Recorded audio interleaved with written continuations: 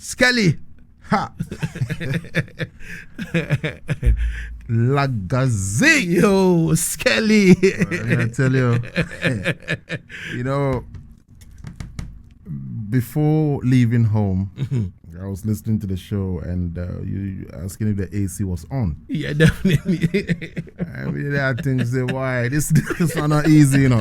So I said, like a fish in water, still sweating. You see me? Definitely, Skelly. So I come in the studio. I've been here for the best part of about 20 minutes. Yeah. Let me see the way you are juggling the team. I say, okay, I understand why you're asking.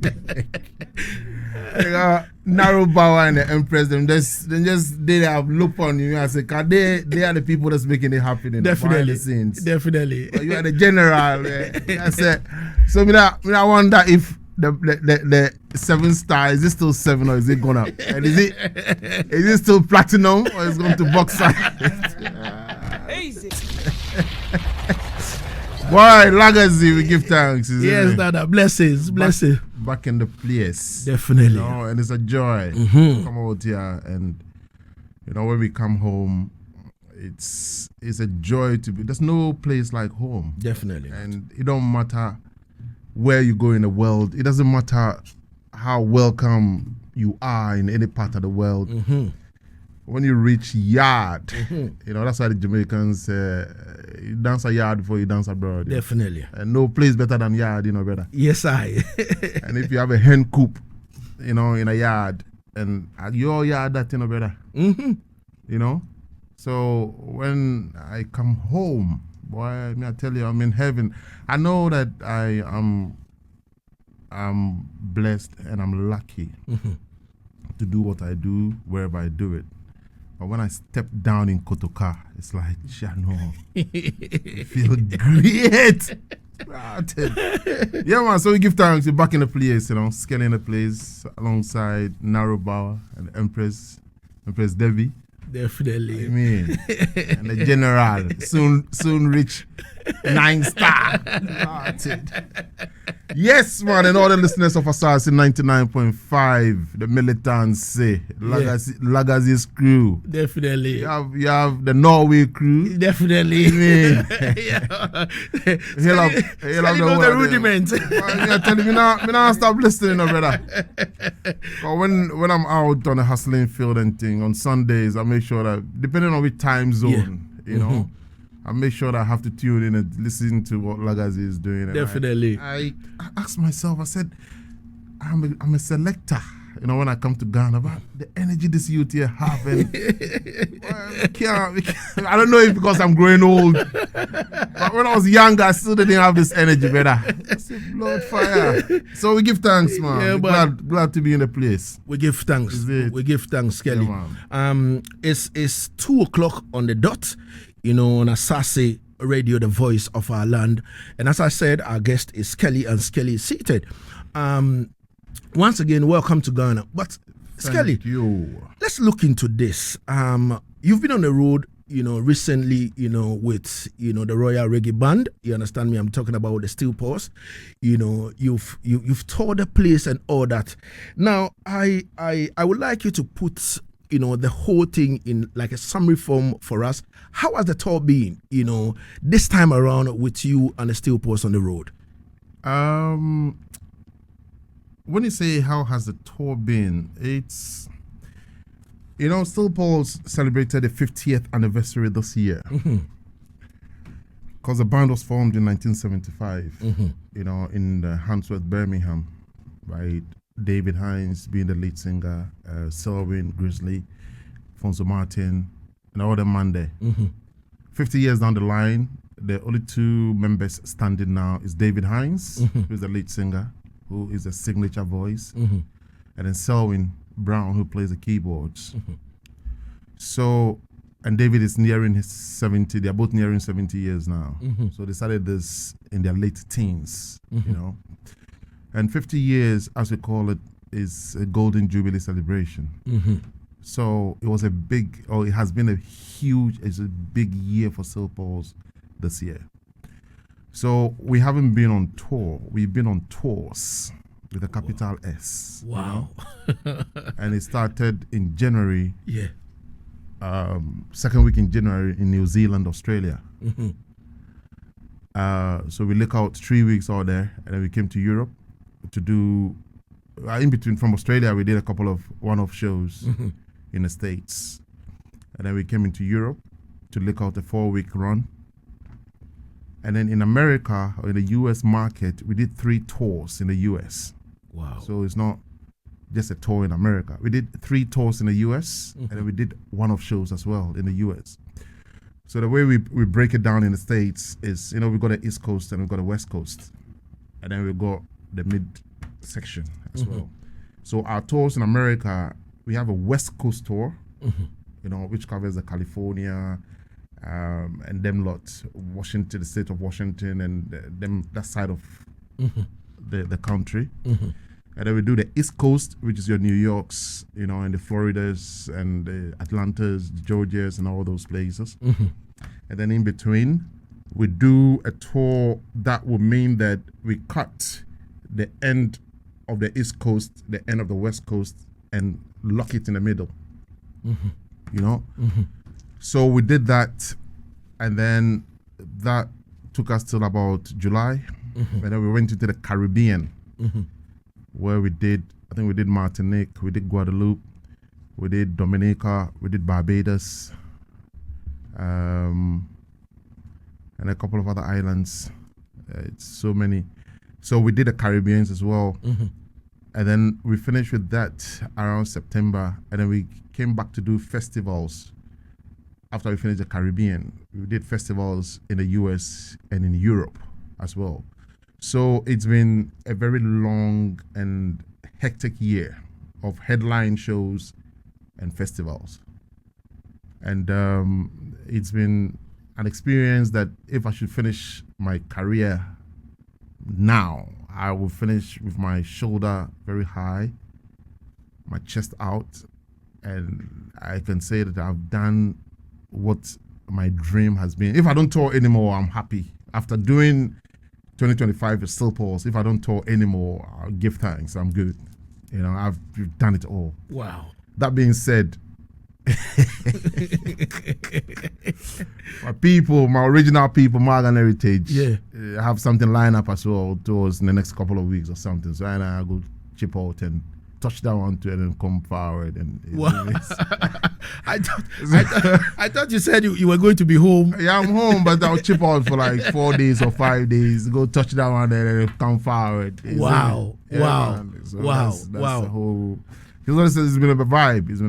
And then I give thanks because in all these things, we've drawn huge numbers. We've been paid very well. We've sold very good merchandise, and most importantly, we've had a safe run. We've traveled, we've covered mileage over the seas, over the deserts, over forests, through valleys, and in all these, nobody got scratched by an insect. So for me, that is a crowning moment. We all went out since January, and we are all home now, safe and sound. Nothing happened to anybody after such a hectic year. So that to me is the greatest thing that we've achieved. We give thanks. And then also to touch on the fact that with this hectic schedule, we still managed to have David Hines present a show every time. We had a slight hitch earlier in the year when he had a situation with his voice. So I think we had about 2 shows that he couldn't sing, which was very disappointing. But we still had a performance, and that is the level of this thing.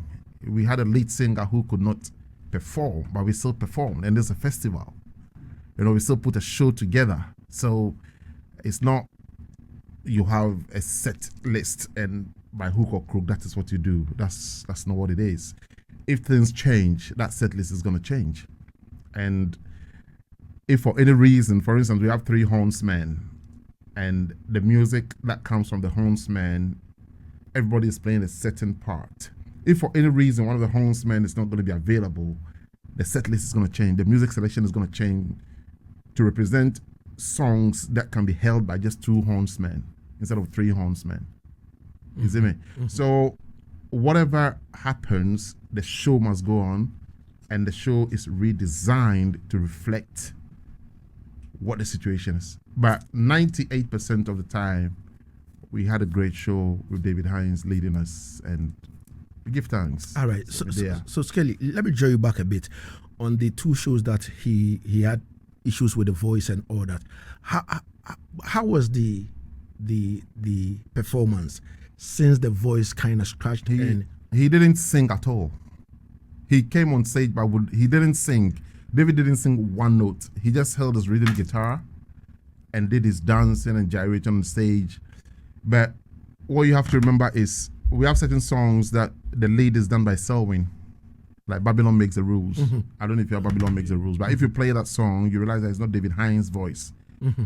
We have a song like Your House, which is, for me, the biggest love song from Still Pulse. But that song was not sung by David Hines. It was sung by Fonzo Martin. You know? So the audience, if we have a situation like that, before that, a great bass performer, Amlak Tafari. Because Amlak, apart from being a bass player, is also an MC. He's very well versed in MC duties as well. So he will address the crowd, you know, and let them know that, look, David has been giving you music for the past, in this case now it was 50 years, you know, today is your turn to give us back what Still Pulse has been giving. It's all a psychological thing. Wow. So we're going to be playing music that you guys are going to be singing to us. You know, I see, and he said we're going to touch on this Ghana thing. So I see people here doing shows and it's all miming and they sing one line and then give the mic to the crowd and the crowd is doing the whole show for them. So something similar like that, but we are playing a live band. So based on the selection of songs, we have somebody that would start a song, you know, the first note. And then we go into a rhythm session. And then when it comes to the chorus, the crowd will respond. But the key thing is, for anything in a situation like that, Amlak addresses the crowd and makes them understand that, you know, unfortunately today David has lost his voice, but he's still on the stage to show you that, you know, he hasn't left you behind. He's still with you. So we get the audience to buy into what's about to happen. And then we've had great shows. I think one of them would be, I think it's Reggae Rise Up in Las Vegas. I think that was in April. It's either Reggae Rise Up or, Reggae Rise Up Las Vegas. So if you can see that on YouTube, or if anybody can look for that, Reggae Rise Up in Las Vegas, David didn't sing. And it was a big festival. Wow. So it's always well received if we find ourselves in a situation like that. Nobody's throwing eggs or tomatoes or anything on the stage. Everybody's, you know, accepting it and loving it. Wow. You know? But I think the luck we've had as well is in situations like that, when we play festivals, normally our set is not more than 60 minutes. When we play headline shows, our set is 90 minutes, 75 to 90 minutes set. Okay. But when we're playing festivals, because there are a lot of artists lined up, the openers will have about 45 minutes, you know, and then we will have about 60 minutes, and then maybe the headliner will have about 75 minutes, you know. Wow.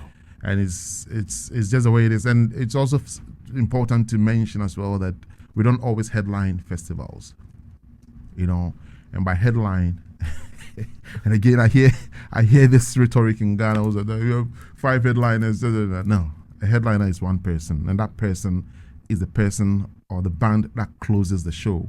They headline the show. You have a line of artists and there's a headliner. There are no 2 headliners. Somebody went on a European headline tour festivals. Oh, no Ghanaian artist can headline tours in Europe, festivals in Europe. It's not possible. It's not. If they're doing their headline shows, that's different. But festivals, no. You know, Still Pulse doesn't headline every festival that we play. There are festivals that we open, say maybe it's a 4-artist lineup, and maybe we have, like we did a festival in Portland, Bend. No, it's Oregon. and we had to catch a flight in Portland, which is a 3 hours drive. So we request that we're going to go first, because there were like 4 other artists, but we need to go in, perform, drive for 3 hours back to Portland, and get into the airport 3 hours before we can fly, because on an international flight, So we don't always headline, but what your value is, what you're worth it. So being a headliner at a festival.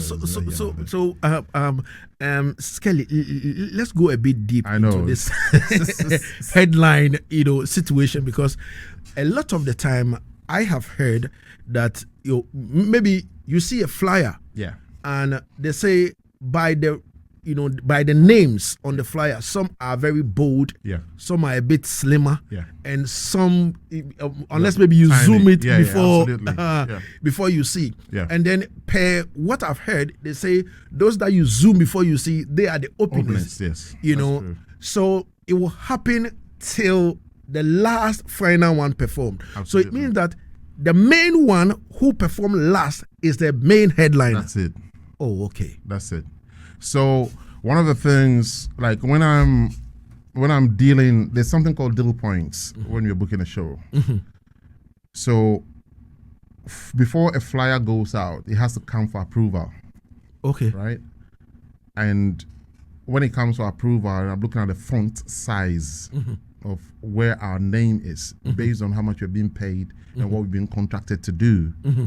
Then that's when you approve it. So for instance, if you are headlining a festival, for instance, our name should be the biggest on the flyer. So we can't be headlining a festival, not just us, but anybody headlining a festival, their name is the biggest on the flyer. You can't be the headliner and then there's a name that is written in a bigger font than you. That's not right. And no artist management should accept that. You see me? So you are right. The biggest font is the headliner's name. Okay. So let us get the education right. You understand me? Especially artist managers over here at home. You understand me? With your artists going out there for performances and all that, we should know it. And also the fans who are following this, with this too much talk on internet here and there that, this person is doing this headline and all that. Now it is clear. So by the flyer, you will know that, okay, your artist is headlining or not. You understand me? Absolutely. And yes, Naro. Yes, Skelly, just a quick one. So does the headliner get paid more than the rest of the artists? Of course. Of course. I can give you a few examples. Like we, and the role I play, I'm at the forefront. We have a band management. I'm only a tour manager. However, the influence I have is such that I am the person on the road with the band. The managers are in an office. So they can say something. I'm going to say to them, well, you can say whatever you want to say, but I'm on the road. I know what happens. And I know how it should be. So what you are saying is not right. And that's not going to happen. So for instance, we are in a situation where, I think it was very recent, we had Gentleman from Germany. We are on the same bill with Gentleman. And he's hurt himself. I don't know if you know, but he's hurt himself at the moment, so he's not working. And it's in a market where he has a bigger fan base than we still pose. And that's the other reality of life. No matter what you are, no matter how big your name is, there are markets in which other artists have a bigger draw than you. That's no indictment on you. That's no disrespect. It's just the way it is. So, for instance, I heard, and I'm not diverting from the question, I'll come to it, but I heard we have an artist called Kiddy, for instance. He had a song in India, and the song blew up. So he can go into India and do a headline show, and where there might be Indian artists that might be on the lineup. But because of that song that he had and the trajectory of that song at that particular time, he can go, right. He is going to be the draw. So he would be the headliner for that time. It doesn't indicate the success of the show. Absolutely. It doesn't mean that if you take the same package and you bring it to, say, England, for instance, he has to be the headliner. Because the reason he was the headliner in India, that reason doesn't pertain in London. You know. So coming back to this, we had a show where we had Gentleman being the headliner. And obviously he couldn't make it. And then next minute, advancing the show is like getting ready with the communication with the promoter. So I've been given a schedule. I know what time we're going to perform and everything. Then next minute, I'm getting the next schedule, and then Still Post is closing the show. I wrote back to her, I said, what do you mean Still Post is closing the show? Who has had any conversation with us? Oh, because Gentleman is not coming. I said, oh, that's not our problem. We are before the headliner, and that slot is what we're going to play. Now, if you want us to close the show, We have to increase it. we've got to talk about numbers. We're going to talk about different numbers, you know, in dollars. So yes, the headliner gets paid more, and when you reach a certain level in this industry, of course, to be fair, there are people that will be willing that, oh, Gentleman is not coming. Yeah, so they're giving us a headline, we're going to do it. And they're just going to do it. That's fine. But where we are, the band that work for, it doesn't work like that. We are worth something, and that worth has to be given to us when we perform. So we don't just assume that because somebody is not there, you're just going to push our names. No, it doesn't work like that. Wow. Yeah. Wow. So in that particular case, Skelly, you step in, make sure that the right thing is done, the right amount of money is paid. Absolutely. Before you step in that, or else you are playing your slot. Yeah. And then you find somebody to come in, do the slot for Gentleman. Yeah, simple as that. Wow. Yeah. Wow. Yeah. So even the management of the band can't even come between what you are doing as the tour manager. Well, it depends on what the issue is. Okay. So in this instance, every management should know that. You know, depending on the level of the band that you are managing, you should know that your band cannot just be thrown into a situation for you to accept without any negotiation or conversation. You know? So if, for instance, in this case, the management agrees that we should go and play for less money, which means that the headlining means more money than what we've been agreed on. If that be the case, then I'll let the artist know that, well, because the artist doesn't talk to the management all the time, they talk to me all the time. So I'll let the artist know that, boy, big boss, the artist, depending on the situation, he might take a view and say, well, maybe for Africa, because my boss is passionate about Africa. He might do it. But in certain markets, not harass, man. We don't do that. You know? All right. Yeah. All right. So ultimately, I would do my work, you know, by making sure there's no square pegs or round holes. So I'll point that out. If then my artist decides that, yeah, Skelly, you're right, but on this occasion, let's just give them a blind, then that's fine. Okay. But it has to be done it has to be done and known that I did what I had to do. It didn't pass by me. Yeah. Okay. All right. So Jabode says, Skelly, the globe trotter, when are we touring Africa? Tell him to leave me alone. Tell Jabode, I'm not a promoter. When he says Jabi, what do you say, when are we touring Africa? What that mean? Ask Jabi what that mean. What does it mean when are we touring Africa? When the band I work for, or when me and him, he's taking me to Africa. But I think he's talking about the band you work for. Well, that is Still Post. Okay, so on a serious note, I mean, touring Africa is not a simple and easy thing. I was listening to the interview you're having with a gentleman from Nigeria, you know, and touring Africa is not that simple. You know, I heard there was a show in Kumasi the other day, and they actually have to get gear, logistics, production gear from Accra into Kumasi. And this is in the same country. You know, they don't even have stuff in Kumasi, so they have to bring. It's the same thing. When they tour in Africa, the logistics of people being able to deliver what you want from one place. If it's a one-off show, they have enough time, you know, to source what they need. And even that, there's financial implications. But saying you are going on a tour in Africa is not that simple. And then also, it's a business, you know, so all the numbers have to be right, all the conditions have to be right. You have certain promoters that you give them a list of the people you are traveling with. Engineer. Oh, we can get you a local engineer. Oh, it doesn't work like that. If you're not ready, so African promoters, and in Africa, in all fairness, we don't really have promoters. We have event organizers, and there's a big difference. So event organizers in Africa, if they are ready financially and production-wise to have us, that they can put something together. But it's not as simple and straightforward. Wow. There's a lot that goes into it. It's a hope. Putting up shows in Jesus Christ. We are trying to, as we sit here now, that somebody was trying to book a show in New Caledonia. And New Caledonia is the ends of the world. It's in the South Pacific. Once New Caledonia in Tahiti. And it's on my desk where we are discussing things. And the guy is passionate. He wants to do the show.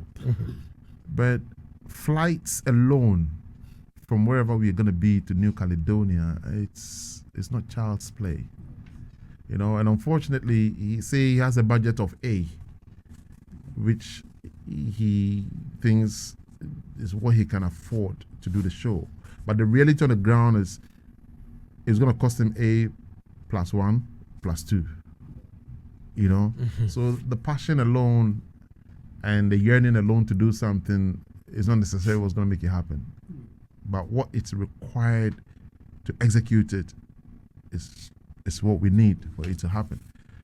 And at the end of the day, it's all about being able to afford things, flights, production, accommodation, and all those things.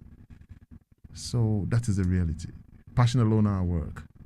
Unless you have an artist who has a bag of money, and like what Bob Marley did for Zimbabwe, because that independent show he went to play in Zimbabwe, it was on his purse. He paid for it. He chartered a jet and carried his team and his gear to Zimbabwe to play. And that was those times. That was Brother Bob, them time there. You see me? So it would take an artist with that, level of money to be able to do that for free. Oh, hell yeah. Sorry, excuse me. But yeah, absolutely. All right. Absolutely. Now or maybe some serious purse holder in that country who says, I'm throwing away $500,000. You guys do this. And I'm not doing it because I want anything in return. I'm doing it because I'm passionate about the thing. And, so that's the idea. It is not easy. I quite remember, we wanting Morgan Heritage to come and play in Ghana. You understand me? And then we linking up Skelly, and they put figures out. You understand me? And it wasn't a playground for little you to jump around.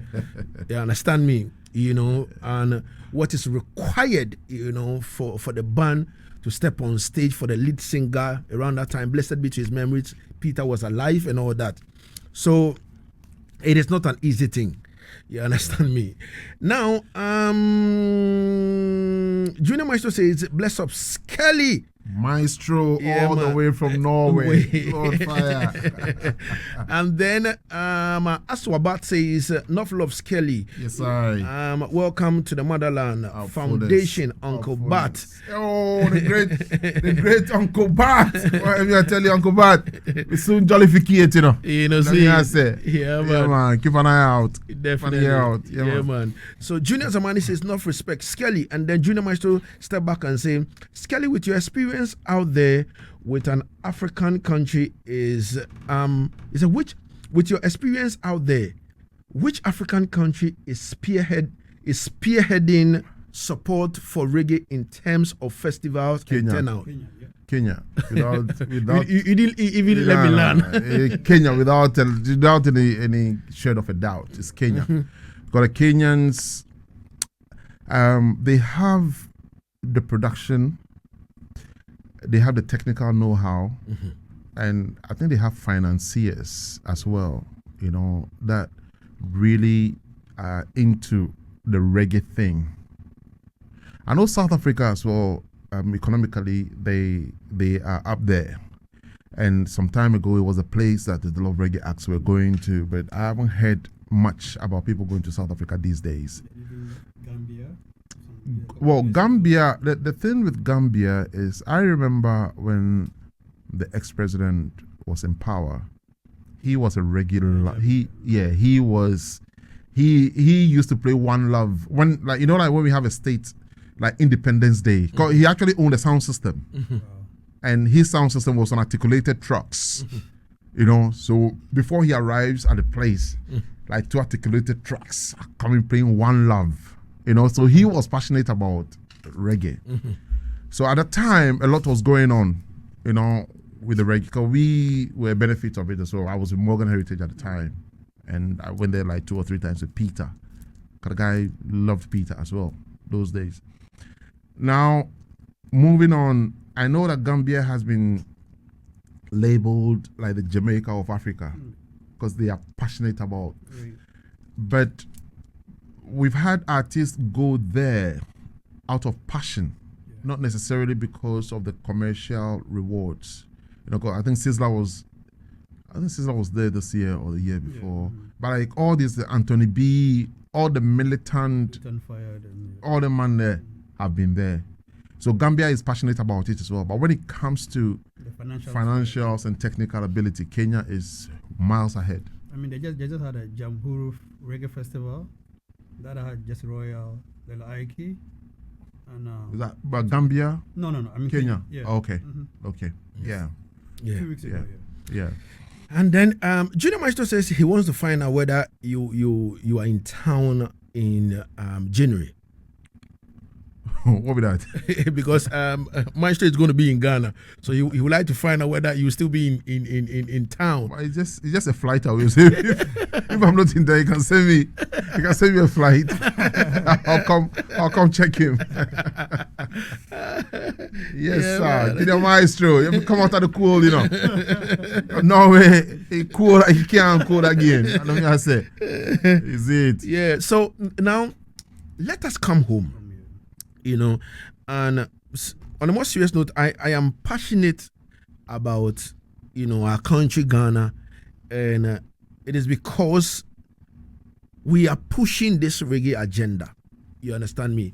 And sometimes I sit down and I look at what is happening, you know, outside Ghana in terms of reggae, and you know, people like yourself, Skelly, being at the forefront, you know, with all these big artists, you know, going up and down and coming back.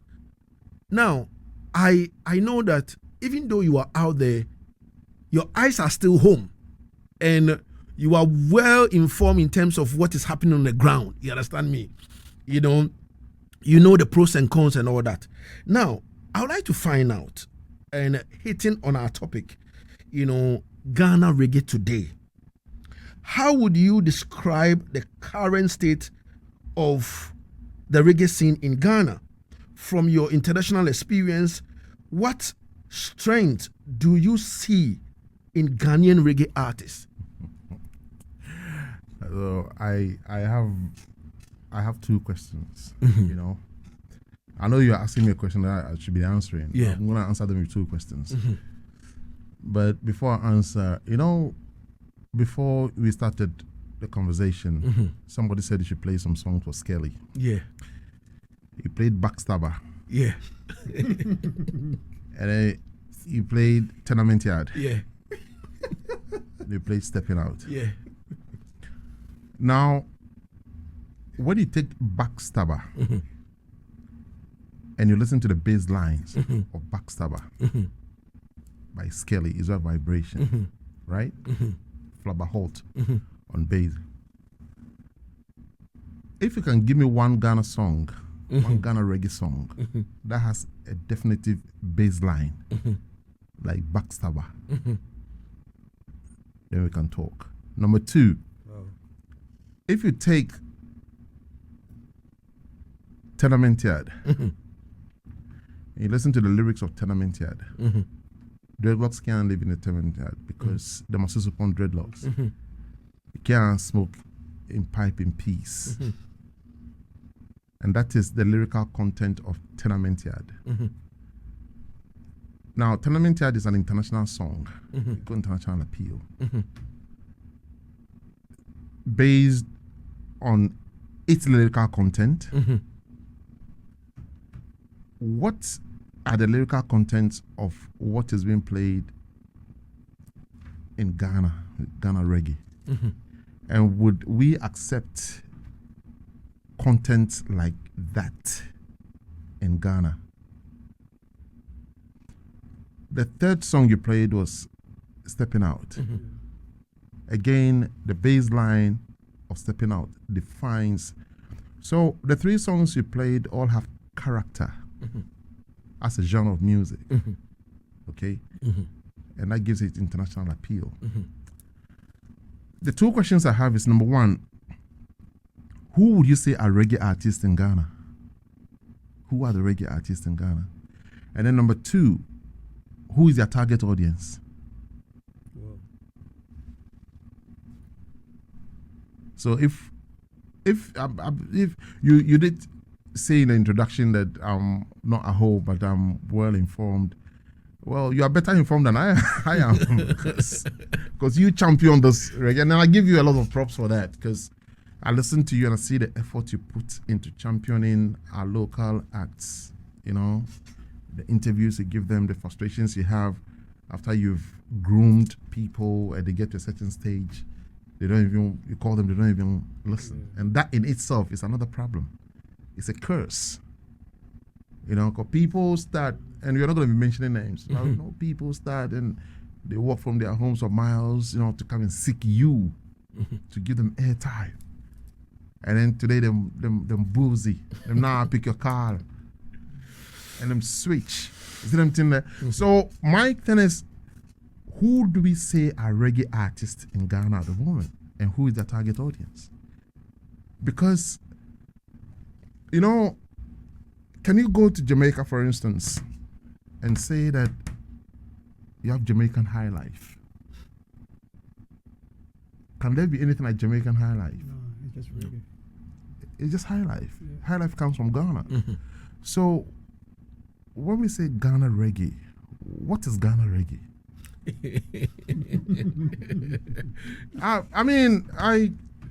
This is something I keep saying I'm very grateful, Mm-hmm. and that I'm fortunate to be where I am in what I do. Mm-hmm.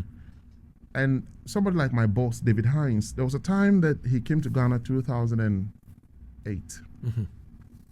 and I introduced somebody to him, an artist. And the artist just wanted David to sing a verse on the song for him. I'll tell you who the artist is off air. Mm-hmm. So in the artist's conscience, he's already laid his tracks and everything. All David has to do is come and sing a verse on the track. Mm-hmm. I took David to the artist's studio, Mm-hmm. Lagazee. We went there like 8 p.m. We didn't leave till about 6 in the morning. Whoa. And the person just thought, oh, David just coming to spend 30 minutes, 45 minutes. David had to change everything on the song. It had to be a whole, you know, man, he said he can't put his verse on this.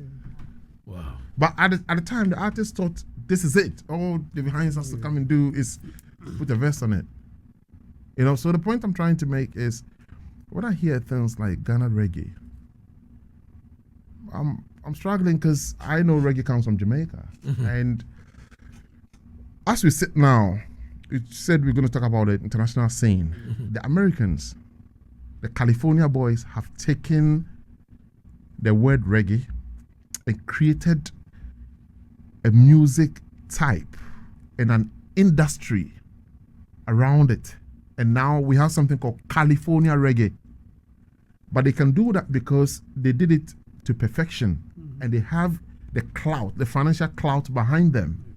And now these California boys, when they are doing shows, like huge, like I can name a band like Revolution. Yeah, like the Cali Root Festival, Reggae Festival. Right, Cali Roots is not for Revolution, Okay. but Dan, who is the promoter of Cali Roots, because we played Cali Roots this year in May.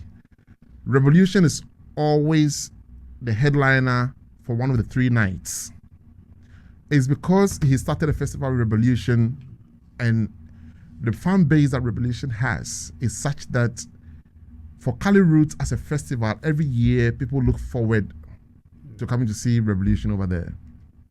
But Revolution, they started a band from university, from college, as Americans call it.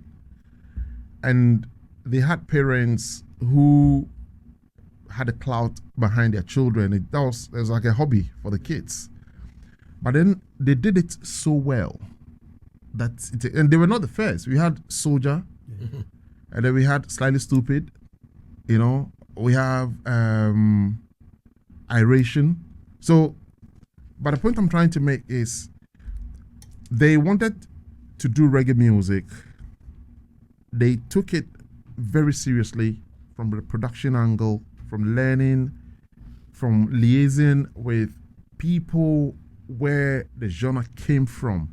So today, like some people, like I think it's Soldier, they always have Don Carlos on their stage, but they still tap in, and it's a win-win situation for both Soldier and Don Carlos.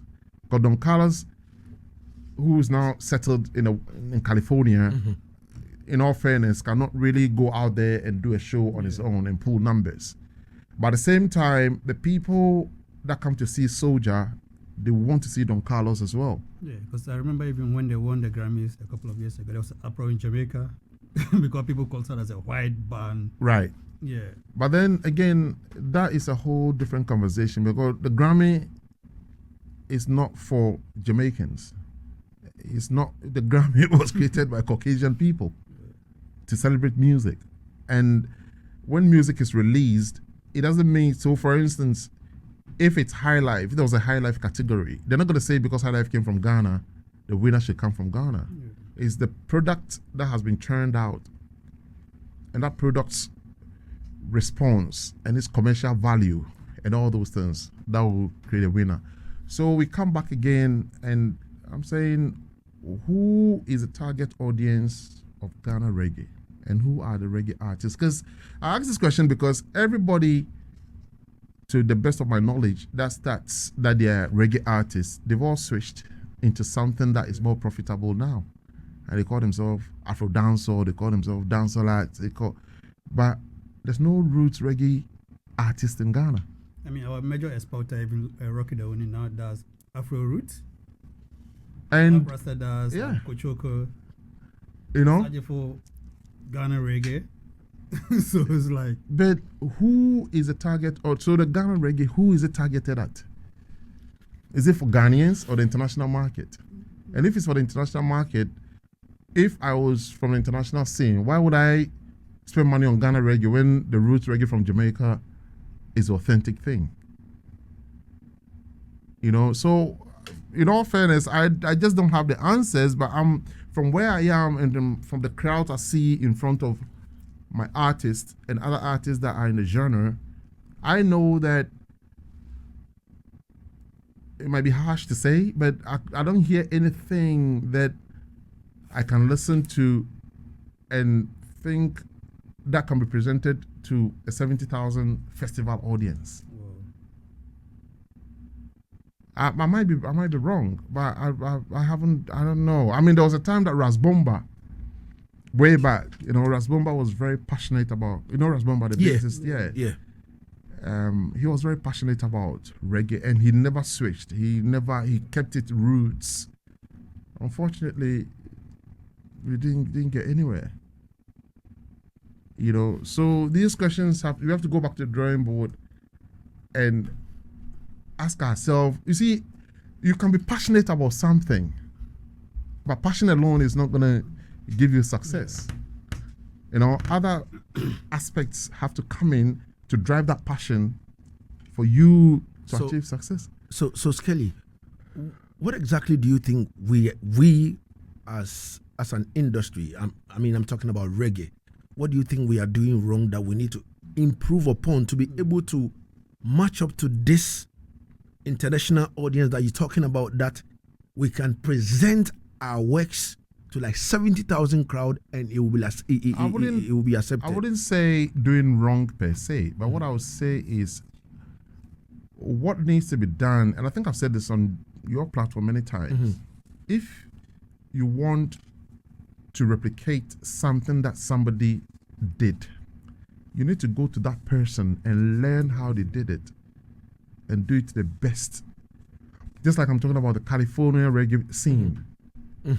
A lot of these California guys have got collaborations with a lot of the roots reggae acts from Jamaica. And as we speak now, the reggae genre from Jamaica, where it actually started, is actually a dying breed. Because music coming out from Jamaica now is not reggae. Yeah. The same way they started with ska, into rocksteady, into roots. It's not static, it's evolving. So now we don't have the last man standing. The youngest band that was going to churn out reggae was Raging Fire, and its contemporaries. Look at all these. You mentioned Lila Ike, you mentioned Protege, and all the man there. Last album, I was telling Lagazee last time, it's not, you can't even classify it as reggae yet. There we go. And the only person which does reggae just Albarosi. Like, Barbarossa is not even Jamaican. Yeah. But you live in. We just did a show with him in Mexico. Yeah. He's not Jamaican, but again, that's a good example because he decided to relocate to Jamaica. So and learn the rudiments. Absolutely, and you can't play any more roots. You can't play roots better than Albarosi. No. You see it, and then we have Chronics, okay, but then again, Chronics, there's something unique about him, and people started touting him and that when I hear that thing, I get vexed all the time. Bob Marley. You can't do that. you can't do that. There was Bob Marley, and now we have Bob Marley's children, and the children are not even Bob Marley. But there was something unique about Chronics. You know, there was an appeal, and this music industry is weird. There's somebody that would just come out, and for one reason or the other, they just get accepted, and Chronics is a benefit of that. You know, he went into a hiatus for a few years and is back now. We played a festival with him in August, Reggae Land in the UK, and he had a great, response because he's the only person now through the young people. He's the one person now that is there commercially solid. You know. But this conversation is not a 5-minute conversation. It's a whole, because I remember there was a time that Grams came and then he said he was doing some workshop or something about, I don't know what the outcome of that is. But it's the same sort of repetitive conversation. So when you say, what are we doing wrong? I don't know the word wrong per se, but it's doing things from the people that originated it and learning it properly. You know, and then learning the rudiments of how to market it, how to promote it, what it takes for people to be receptive towards it. So, you know, before Lagazee comes in, I mean, I'm gonna mention 2 artists because they are Ghanaian, but they don't live in Ghana. Come close to the mic. Bob Karma. Have you heard of Bob Karma? I haven't. Production wicked, like sound quality, everything. But he doesn't live in Ghana, right?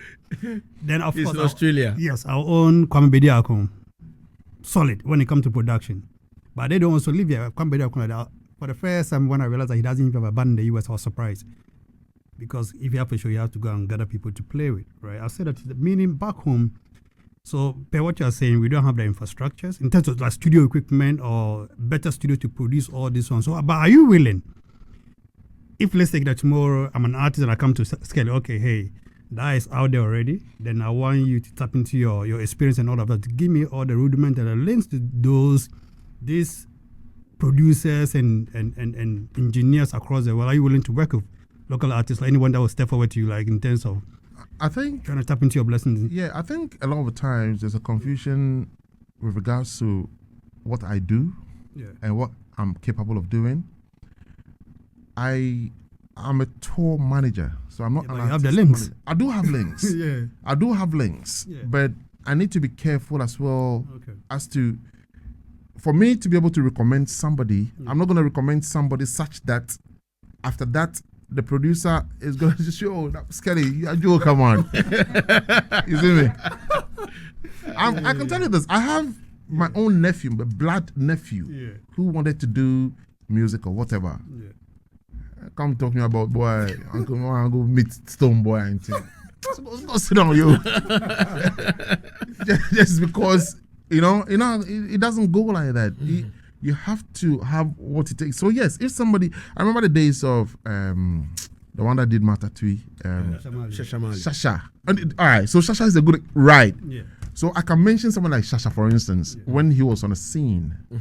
That man, they put time and effort, into what, and that's why Shasha has an audience. I think he had an audience in, Australia and the South Pacific as well. He's huge in Kenya. Yeah. There's There we go. Dance for. There we go. In Kenya. Yeah. You see, so when it's done and it's done right and it's done properly, the product that comes out appeals to people, but ultimately it has to have commercial value as well. Yeah. You know what I mean? So you be passionate about what you want to do, but if it's not going to bring returns to whoever is going to invest into it, business has nothing to do with passion. It's all about investment and returns and profits. So this conversation, it needs a whole show or a whole day of brainstorming and picking people's views. And it's not just about, and you see, there's also some stigma attached to the genre, and that stigma does not wash away. In that, I just told you about Jacob Miller singing "Dreadlocks Can't Smoke You Pipe in Peace." You go and sing that song in Ghana, exactly. Who's gonna appear? You're talking about sponsorship and that. You're talking about we. Who's gonna? But the irony of that as well is, we as it is, it's a very productive plant, and money can be made from it. But our psyche in this part of the world is such that our leaders, either they see it and they tell the blind, they don't want to accept the fact that if we legalize this thing and do what. Money is being made from weed, and excuse me to say this is an afternoon show, but it's just like prostitution. It's illegal, but every night from where I live and where I drive, every night them they all there, I work, and the government now eat a food from it. In Amsterdam, the government is eating a food from weed and prostitution. Wow. Of course, because you can't stop people from taking a piece. You see me? So better you legalize it and the government take a piece too. But our thought processes, bro, it's troubling. Troubling, is it? And Brother you've not said anything yet. Well, I'm about to. I'm just, listening to everything. So, Skelly, what would you say will make an artist tour ready for international stages, and how could they position themselves for that and not just local fame? I think you need to have a product that appeals, because touring is all about making money. I don't care what anybody says, it's a money making thing. And I'll give an example. We have an artist today who's very successful in their right and internationally as well, and that artist saw at the early stages of their career that they needed to invest into themselves internationally. So they invested into themselves to go out and get exposure. And when they're going out for that exposure, it wasn't for them to make money. It was an investment to develop and promote themselves. And they did, and it worked. And today they can go out and tour. Do you want to mention him? I don't want to do that yet. But I'll tell you that, behind the scenes. You know what I mean? So what does it take? It takes a product today. And it's interesting. I was just talking to my boss. He's on his flight to Martinique, David. We have a tour that is on my table that I'm putting together for Europe next year. And then we've got a certain number of dates, and the agent is trying to add some more dates. And then David said, boy, Skelly, we're not really comfortable about it. And I says, why? He said, boy, we don't have no product. I said, but David, you don't need a product. We have a catalog. He said, Skelly, me want a new product for me to go out there. So, is it? So you need to have a product that would make people buy tickets to come and see you. So, as Narva said earlier, production. So Shashamane, and I keep saying the Shashamane, that album he had with the Matatui on it. Yeah. That album, Lost the production of that, Found. that was. He has a touch of the Wailers or something. on it. Mafia and Floxy and all that. Yeah, you know, and you can just tell it stands tall from all things. So there has to be a product that has reached, and that's what I'm saying, that again, going on tour, you don't just get up and say, I'm going to Europe, America. You need to know where your product is and where it has a response. So that is where you have to go. It shouldn't be by default that once I'm going to tour, I have to go to Europe, I have to go to America. No. So if a producer reach out to you right now, Skelly, you are in Ghana. Yeah. Maybe next I'm having it. Come close to them. I'm organizing a festival in Amsterdam. I want a Ghanaian authentic reggae artist on it. Are you telling me that you can't pick anybody from Ghana? I'll draw on you and Lagazee. I'll come. No, I'm serious. I'll come to you for you to recommend, because I can't. If it's to do with Afro dance, Afro beats, no. So that's what I'm saying. If it's Afro beats or it's authentic old school high life or stuff like that, I can personally choose somebody. But when it comes to reggae, I'll come to you and I'll come and ask you, Charlie, this is a situation. Who do you think I can recommend to the person? Because I'm not gonna lie. I don't know anyone. You know, I don't know anyone. So Empress, did I answer your question? Yeah. All right. So let me put myself in here, because I also need this break. Now, Lagazee Sound International. I think we have come of age. We've been playing local shows and all that, pushing sound system culture for some time. By the grace of God, we're able to go to Jamaica to make a statement.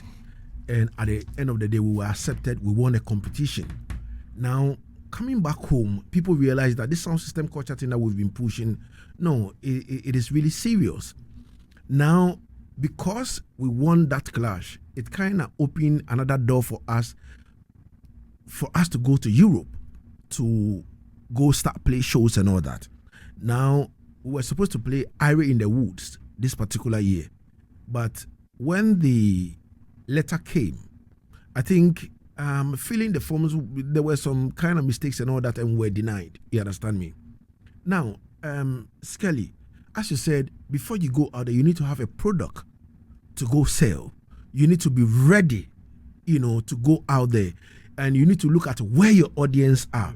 Now, taking us, for example, and what we've done a couple of years back in Ghana, going to Jamaica to prove ourselves and all that. Do you think if we go out there, they will accept us in terms of what we've been doing, in terms of playing, entertaining audience and all that? Let me tell you something, Lagazee. And I wanted to tell you this personally, one-on-one, but you've opened the honestness, so I'm going to say this to the whole world. I was very hurt when you got that opportunity and you never communicated with me. No, I tell you no lie. There's no reason why you should have been refused a visa. How can you make mistakes in applying for a visa? There's no reason you should have. Lagazee, your thing up, Lagazee Sound International, your thing up, because I see you've crafted this thing, you've grinded and you've crafted it, and for you to even be able to compete in Jamaica, it doesn't matter if it's Division 0 or Division 1, but because Jamaicans are hard people to get a forward from, and for you to be able to achieve that, I felt, when you went to Jamaica, I was communicating with you all the time. Yeah. I felt honored for you to have achieved that. And from there, there's no way you should have been refused a visa, because you went through the UK and you have a UK visa in your passport. So I don't know what went wrong, but I wasn't you didn't contact me, so let me just take myself out tight. But just to answer your question, Lagazee, you have a product, Lagazee Sound International. Because when I see you, I see your juggling and the dub plates you can match any sound system all there. You can get onto any clash. The worst thing is you go chop last. However, you've presented yourself to the audience, and your name is out there. They will call you back. Dynamic didn't start by chopping first all the time. Of course. He struggled. So in Ghana, I can't, when it comes to sound system, and there's going to be a sound, I can't think, and I'm not saying this because I'm sitting in your studio. Yeah. I mean, you go back a long way, if you're not ready, I tell you, say you're not ready, brother. Just go sit down. They're definitely scary. You see me? But I see you, me, I say, Lord fire, the man. When I was on The Jamrock Cruise, Chin. Yeah. When Chin heard your name, he did a video for you, Yeah, brother. of course, you're right. So you have a product, Lagazee. Your thing different. Yours is different from an artist. Yeah. You are presenting, and that's what Sound Clash is all about. Yeah. It's a presentation, selecting tunes to match what your opponent is doing, and you have the knowledge, you have the know-how, you have the presentation, the way you carry yourself. You have it. So the next time anything come knocking upon your door, remember say, I know the irony of it narrow. The man that stand here and I say, boy, Skelly's been out there, you have to tap into knowledge. And you have me brethren, you have my number locked in your phone. Slide into an inbox, You see me? And me I say, look at the man practicing virtues and preaching virtue and practicing vice. I know him. Maybe he just didn't want to bother Skelly with a Bother me, this man here, bother me. I mean, mommy, like I said, there for me case. You know how long he been trying to set up this interview thing there? And me I said, when Lagazee reach, I'm say, brother, what you want to talk about? The man said, about your tour. I said, no man, you can't talk about my tour. Like, so this is the first time we tried to set this thing up, you know. I said, come up with something else. Ask him, man. Yeah, Lagazee, good. So when I heard that Austria, come on, man. If it was a UK that turned you down, I can understand the UK is a bit more. But the thing about Schengen, for instance, is it doesn't. I'll tell you this off air, man. All right. All right. So it means that we in the sound system culture fraternity, we are sorted. But well, I know about Lagazee Sound International because I haven't seen the works of other sound He just systems. means diplomatic by saying we. because now on the sound it is myself and Pres Debbie and then Selector Maestro. And then when I okay, so Kojo Free says maximum respect to Skelly Dread. Junior Maestro says class is in session. And then Jerry Chichidudu said our production is very poor vocals. Audience is prejudiced and the artists lack class. Hey, Charlie. But you see, you know that the other interesting thing as well about you, Lagazee, and when you are clashing, for the few I've sthen, you are selecting and DJing at the same time. Yeah. Which is a huge thing because a lot of the sound systems, you have a selector and you have a DJ up front. But you are doing both. And that is the depth to which your thing set. Yeah. Not all the DJs holding mics in front of the audience can select at the same time, you know. You're right. The only person who does it is dynamic. Yeah, dynamic. Africa, you have to learn it in a certain way and present it. Yeah. You see me? And then so what Jerry is saying that our artists lack class. You see, it's a harsh thing to say. Yeah. It's harsh, but I tell you, see, so the people that started as reggae acts that today are dancehall and rare, go back and look at the trajectory of how they've evolved and what they look like today versus what they look like when they started off. It's about branding. Branding. Yeah. So when a man wear dirty clothes and let me take you back. You know, in the early 80s, 90s and stuff, we have solid reggae bands in Ghana that have that international, the Root and the Bows. Yeah, man. So what do you think happens then until now? The world has evolved a lot. The world has evolved. So there were things that we were doing 20 years ago that would not be accepted today. But 20 years ago, the people we had, the exposure we had, the audiences we had, the politics of it, you know, the social systems we had was acceptable to that, or was accepting of that. And that, in a way, is the same reason why the genre has evolved from ska to, you know, rocksteady to roots. So it's an evolving process, you know, because Kojo Entry himself, with classic vibes at the time, right? You know, he was a reggae act until he became a solo act, and then ventured into other things. Is it? So we had Felix Bell, you know. There's this. I met this. Any problem? This Bridget, what's his name? Because it's Lassie. Right. He was later than Felix Beldams, but Councillor Hayes. Yeah, Councillor Hayes. I listen to Councillor Hayes' music today still, and it's relevant, and it's. But today I can't. And when you talk about the class thing, it's about. I think before you end the show, playing Bob Karma. No. Yeah. When you talk about class, and I think he's talking about the way people present themselves. Because earlier you were talking about due diligence and sponsorship and that. And I'm saying, well, and I've been on the receiving end myself. 2007, I wanted to bring acts to Ghana. And I presented myself a certain way at the time. I had locks, and my passion was I'm a roots man. Sure. And boy, I tell you, 2 weeks to the thing just collapsed. Because people, the other thing, the people are not telling you no in your face, in Ghana. True, So, Charlie, you go and you make you call me. You call, they don't pick. And at the time, I didn't know that was a signal that they're not going to do it. Yeah. And I learned the hard way. So presentation, the class is such a harsh word, but presentation, as you said, the way you present yourself and project yourself to go to people, to ask for things is crucial. And that's how people are going to warm up to you. And then Junior Maestro said, amplify this, Skelly. Same thing I told him. Me alone could have sorted this visa, period. So how are you saying Junior Maestro didn't know about this? Laga, are you saying Junior Maestro didn't know about this? No, man. Laga, you're out of man. No, sir. You deserve not to go, man. No, man. You can't do that. Junior Maestro didn't know. This man can't answer the question now. Skelly, so we'll talk about this off air. You understand me? I can't believe this, man. And then Junior Zamani says, true talk, if you know ready, Skelly said the right thing.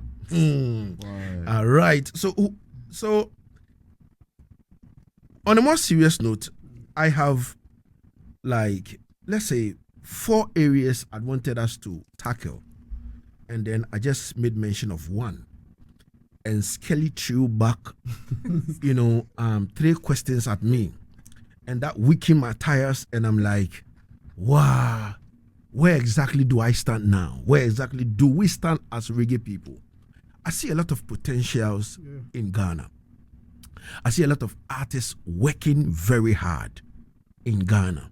But as I said, sometimes when I talk about this, people say, oh, and Lagazee is always talking about branding. What is branding? What is this? What is that? But see, it is the same brand that these hip life or Afrobeat boys are on. And it is working for them. I think Murphy Dread says something that the way these Afrobeat guys, the way they move with their management, anywhere they go with all their crew, somebody videoing and all that. Reggae artists are not like that. You see, just to hold that thought, don't stray from what you're saying, but sacrifices need to be made. Yeah. Is it? Yeah. The way people are seeing this, and I'm going to be paid 1,000 cedis. 1,000 cedis, I'm going to manage at 500 cedis. Nah, it's not going to work. I'll take all the money and I'll do it myself. You're not going to get anywhere. You need to look at the big picture. So you're taking 1,000 cedis today, but you are working towards getting 100,000 in the next 5 years. So you need to make sacrifices. I did it. If I tell you my story, where I came from to where I am today, sacrifices have to be made. If you don't make any sacrifices, you eat the crumbs today, tomorrow, and you keep eating crumbs, and you never get the main chunk. Go on. All right. So what Murphy Dread said, and when I look into it in terms of how the Afrobeat people are putting in the work, in terms of their brand and all that, and we the reggae people who sing consciousness, who consciousness doesn't pay bills.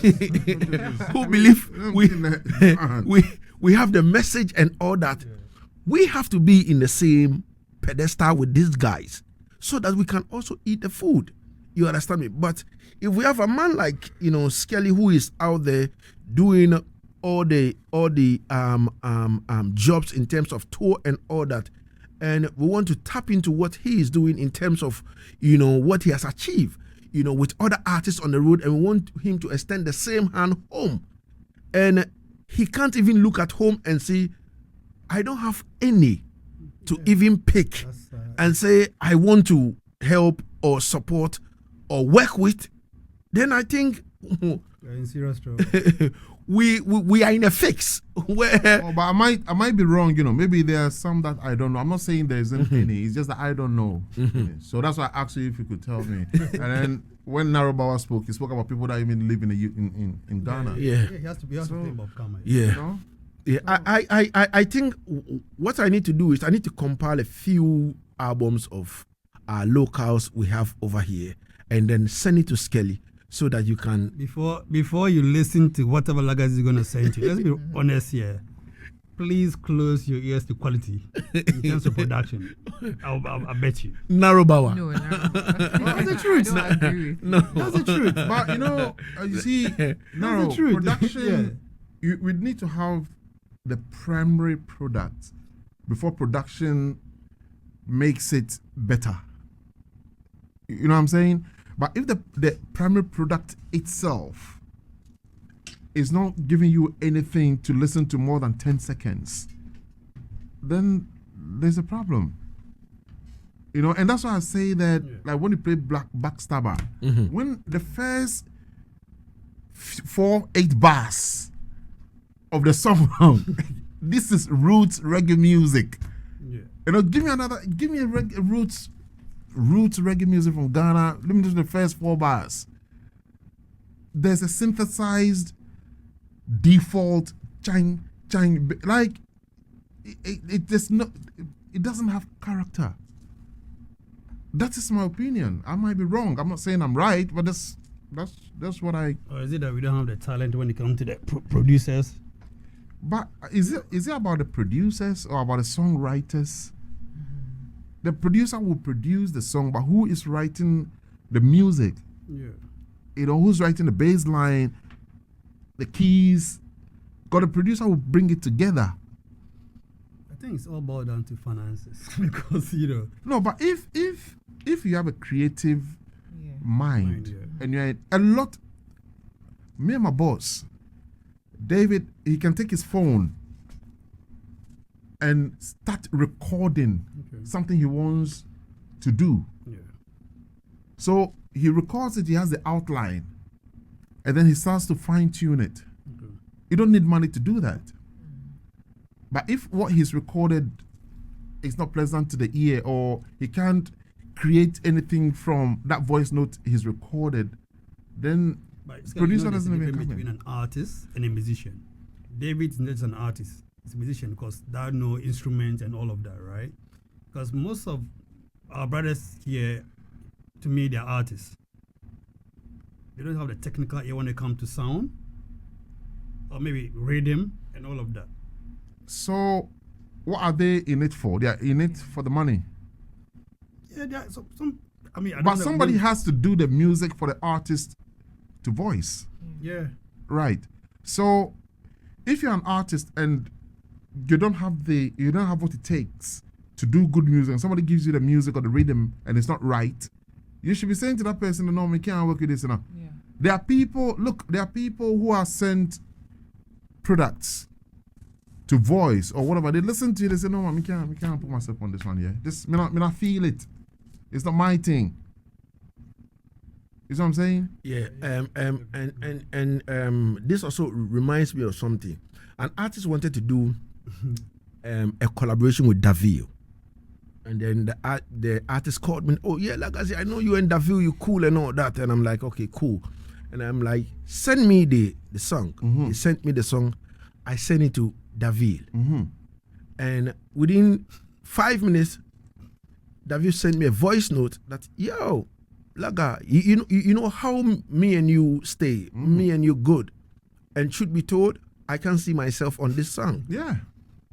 It was just straightforward, just Yeah. like that. Yeah. He said he can see himself on the song. Yeah. And I'm like, you can't see yourself. Why? But that's true. It doesn't mean that nobody else can voice it, but he doesn't feel the vibe. Yeah. As You I know? said, I asked the question because I'm not going to mention a name or mention off air. I listened to someone here, a full album. Even some of he's singing off key on one of the songs. Yeah.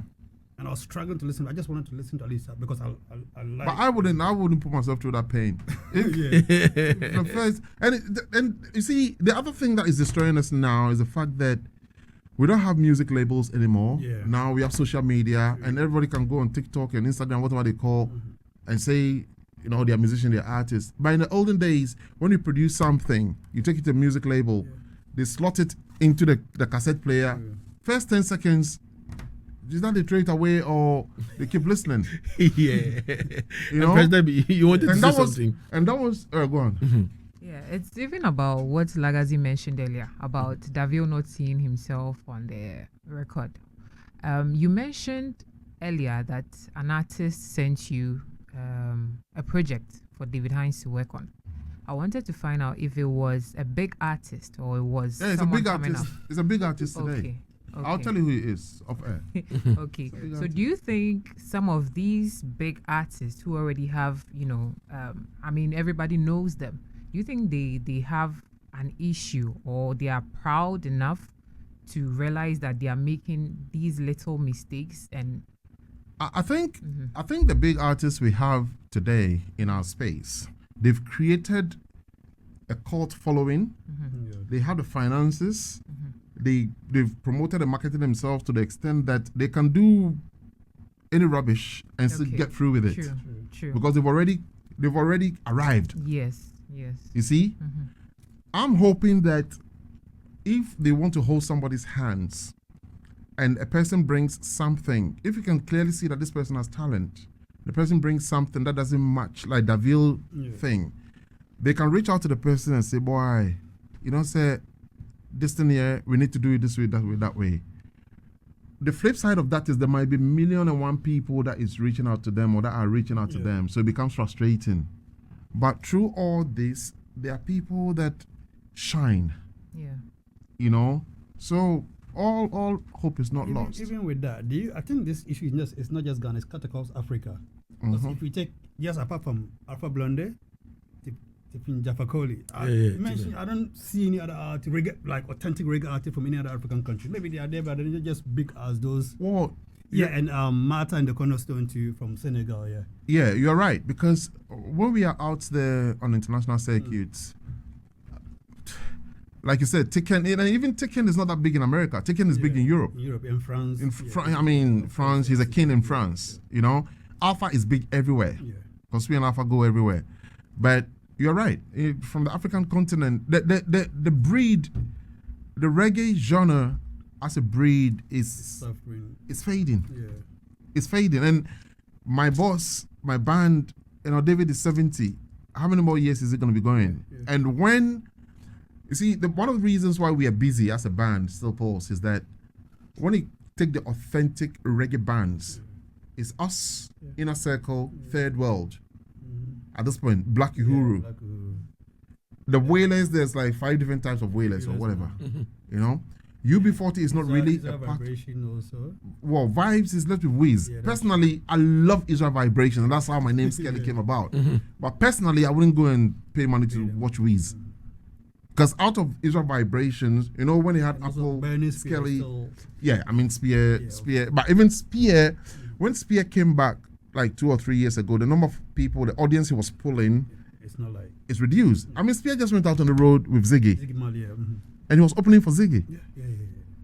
Spear shouldn't be opening for Ziggy, in my opinion.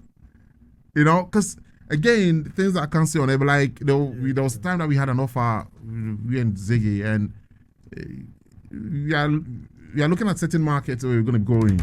And my boss in this market, may not go before Ziggy. Ziggy had a poster like he's going to close all the shows. I said, take your show and get away. You're not doing it. You know what I mean? And then take Burning Spear, and Spear is opening for Ziggy. Man must survive, isn't it? But so that's what I'm saying, that at this point, the last of the breed, the dying breed is where we are now with the reggae, the proper reggae genre.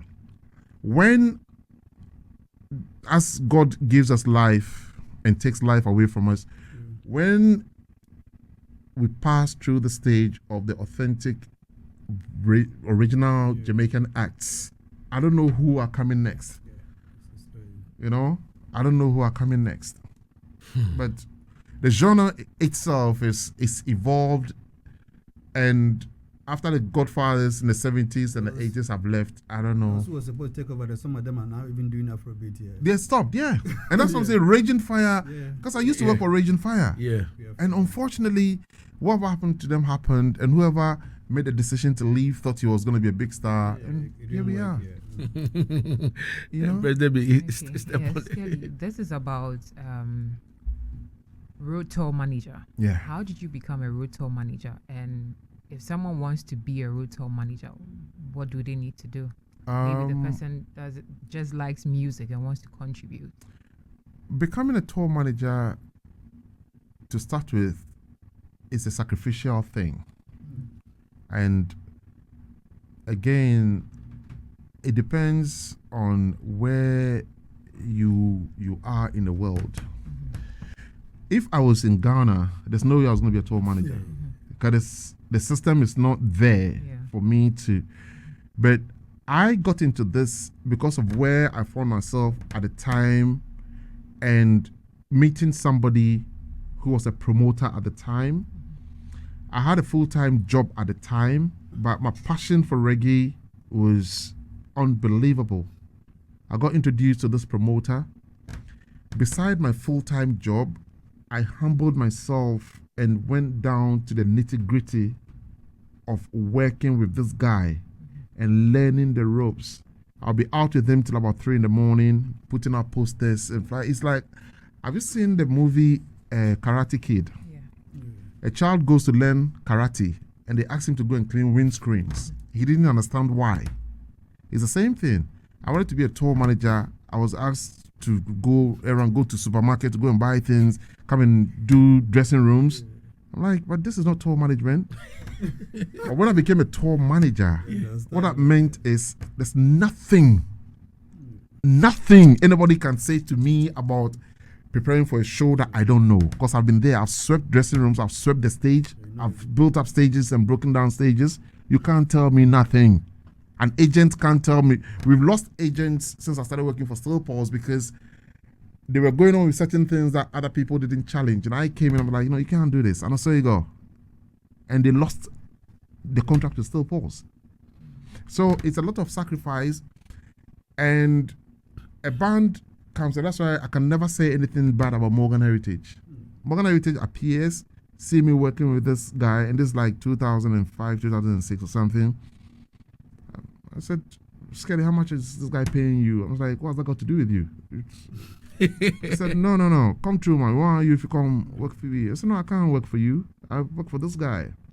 So I went to the guy, I said, boy, look at what Morgan is saying to me and Ray. And the man said, boy, Skelly, whenever you're ready, at this point, it can't hold you back. True. So I started with Morgan Heritage, not as a tour manager, because Morgan Heritage is a big establishment. Yeah.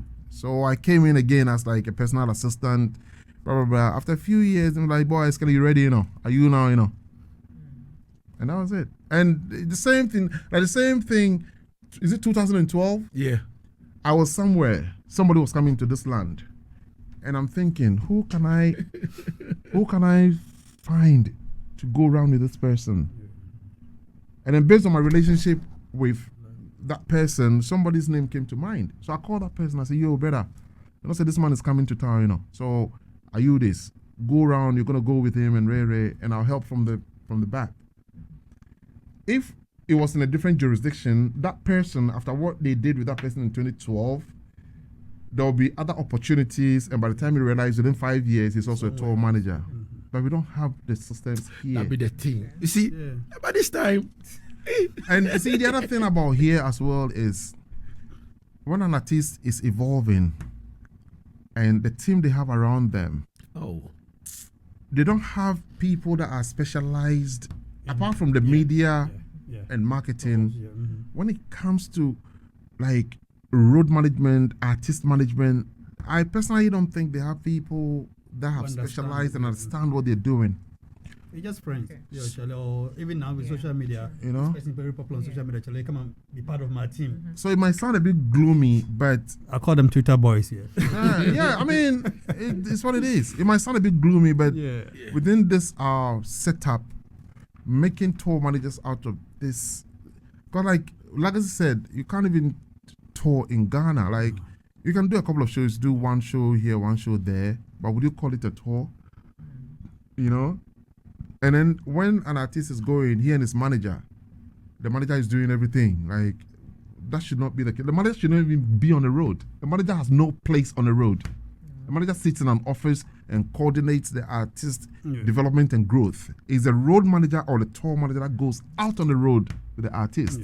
But we don't have that in Ghana.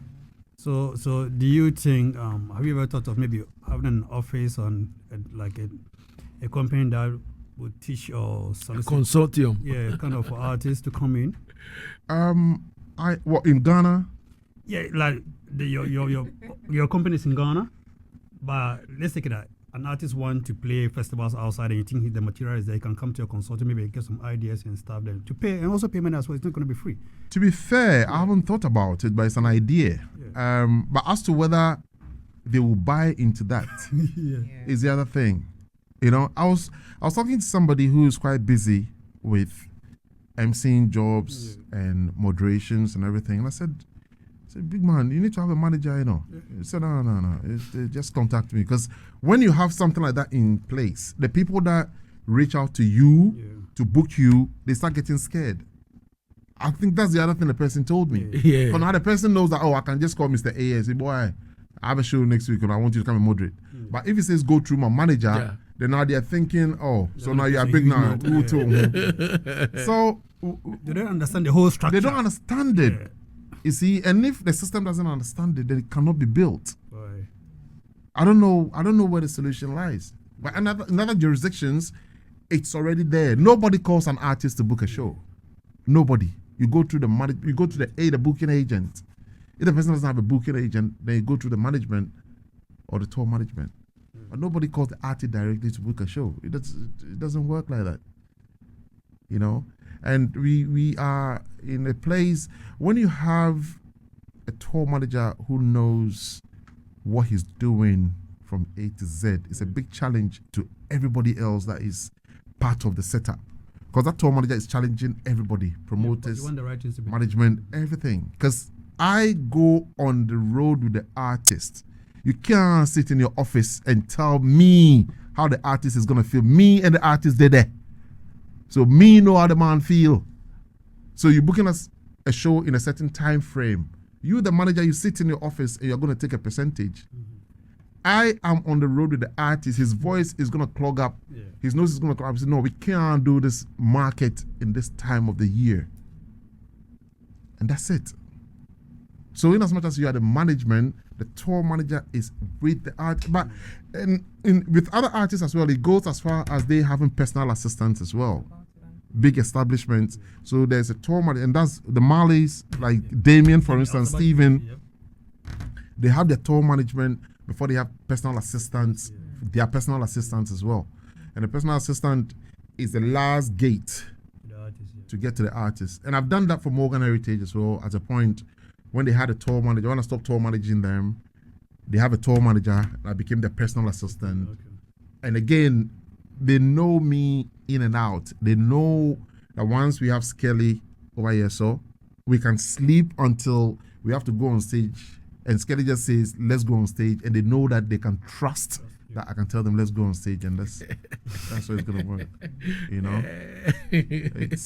But it's like, and President, like you're saying, it's like on a job thing. You don't learn this in school. There's no master's or PhD degree that will teach you this. It's you live and learn and work it. You make mistakes and you learn from the mistake. I've made a lot of mistakes in the past, and now somebody like Mojo Morgan, his Mojo is amazing.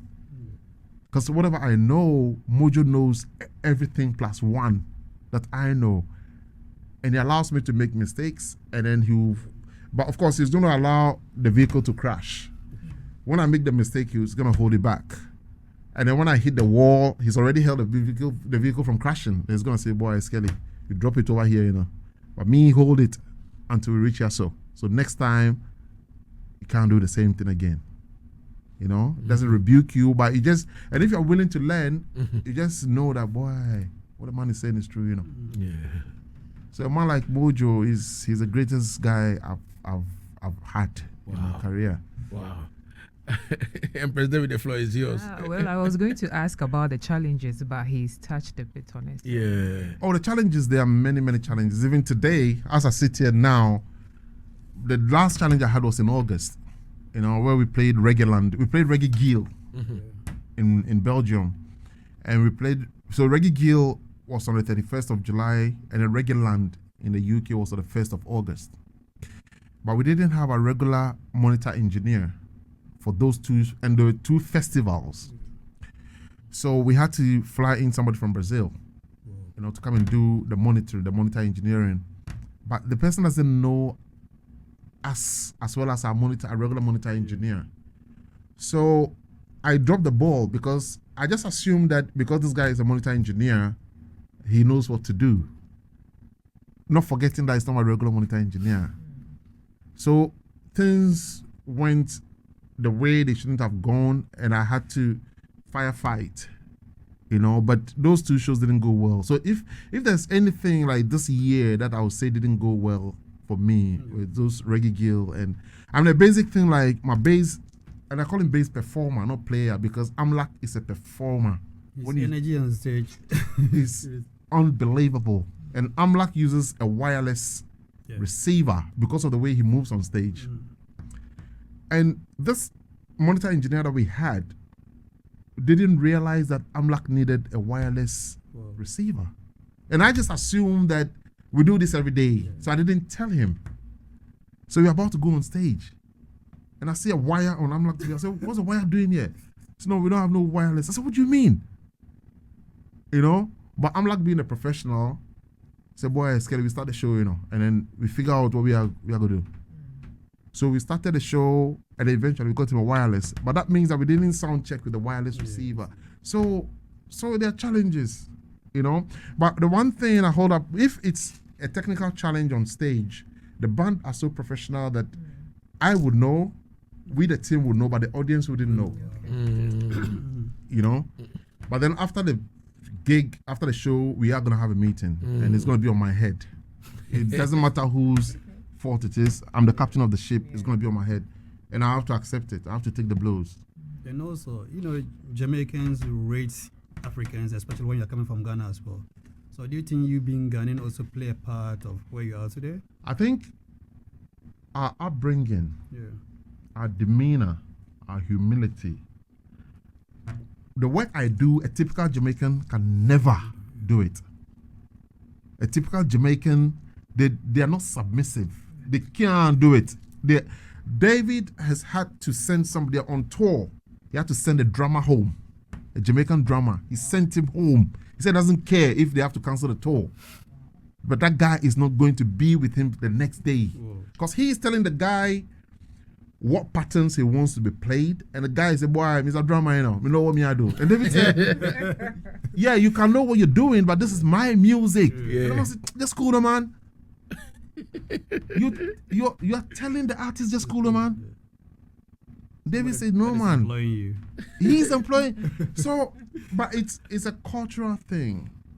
Look, when I was with a certain band, and we had a drummer who was half my age, and the guy came in and saw how I was working, how my artists were talking to me, and the boy called me and said, boy, Skelly's a big man, He said, yeah, mommy, no. He said, why you have to take this from the man there?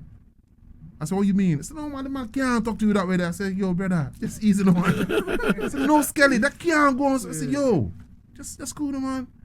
Eventually, he left the band because they fired him. And he's a kid, and he's very talented.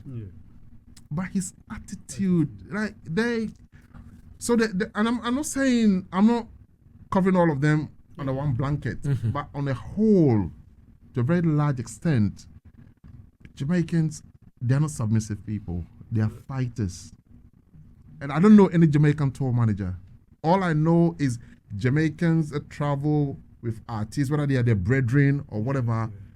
But when it comes to the fine communication with international, producers and promoters and stuff like that, they leave that to somebody else to do. And they just be working with the artists and you don't know what role they are playing, but they are there. They are part of the for us. Yo, we are all the ends. You see me? Why say don't say 40? No, 39. All right, sir. So Jamaicans behave like our brothers, our junior brothers from the other side with the Absolutely. green and white flag. Absolutely.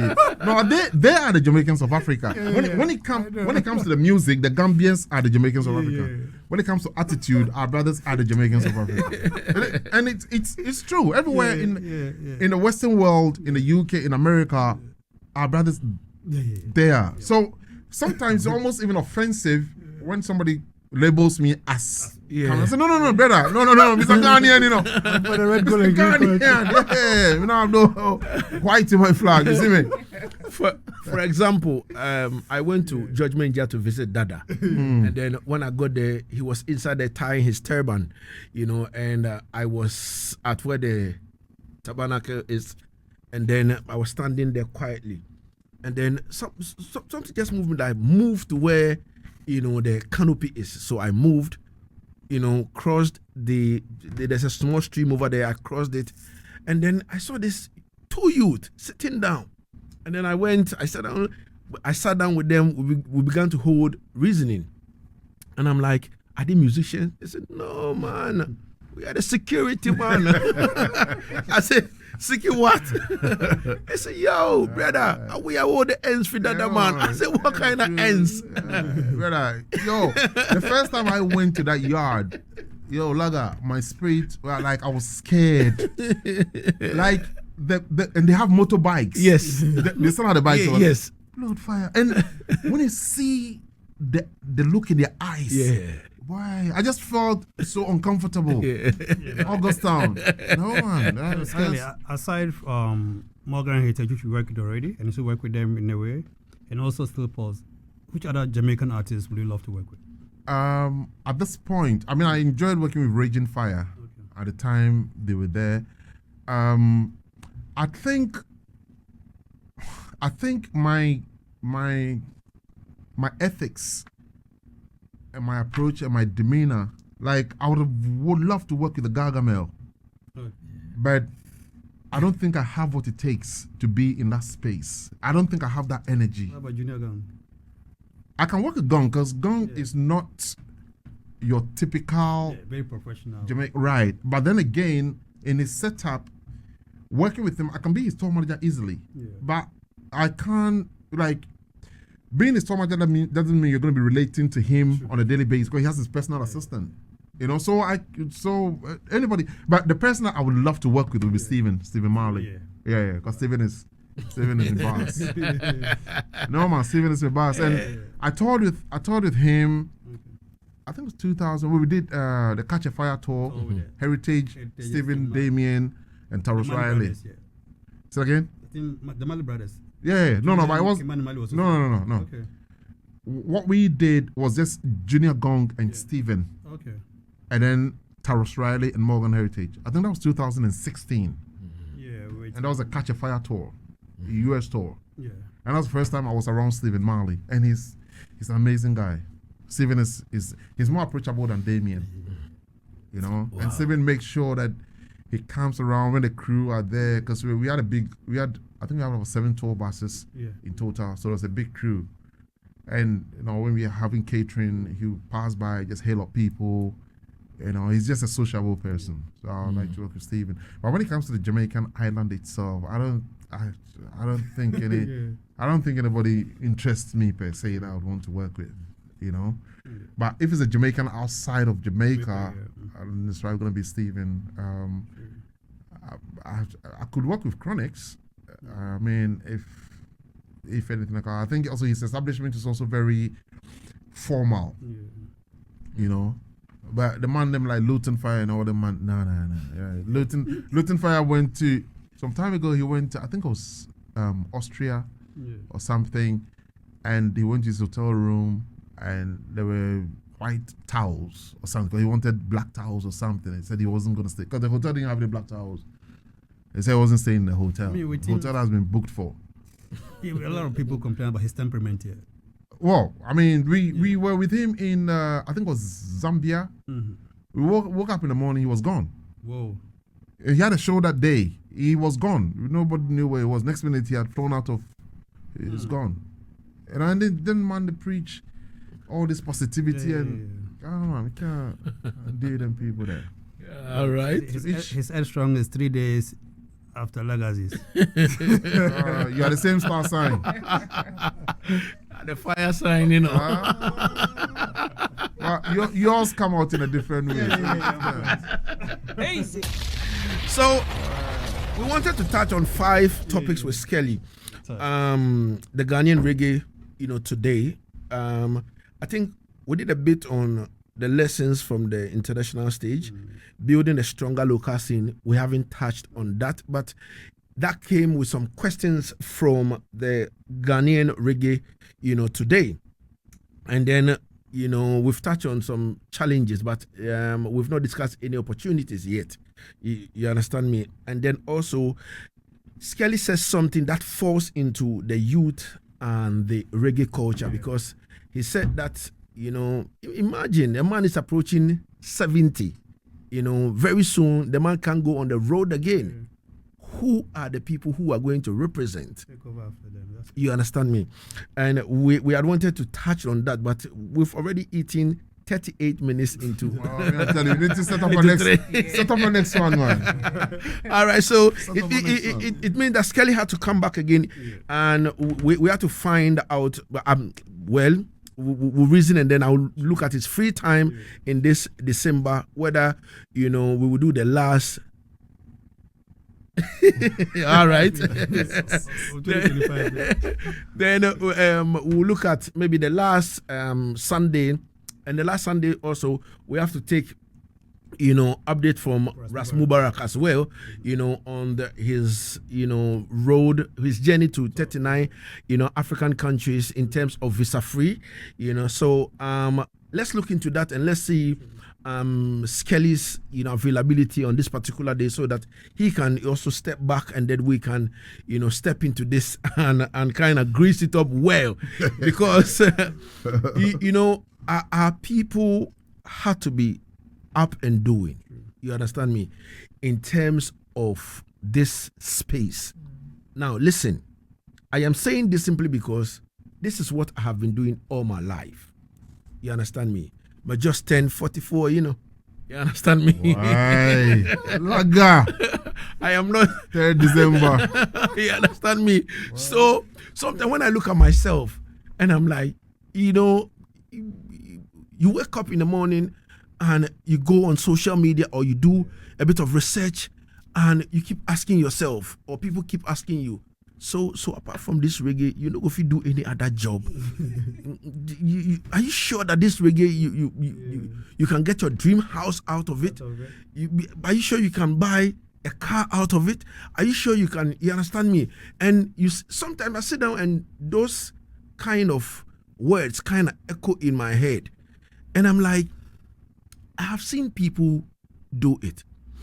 For example, in recent times, when Dynamic was going to Japan, after winning the clash in Switzerland a couple of days ago, and then he called me and he said to me that, Lagazee, if me can go in a Switzerland and beat up Derek Sound, Soul Stereo, beat up Ecstasy 4x4 from the UK, Lagazee, you can easily do this.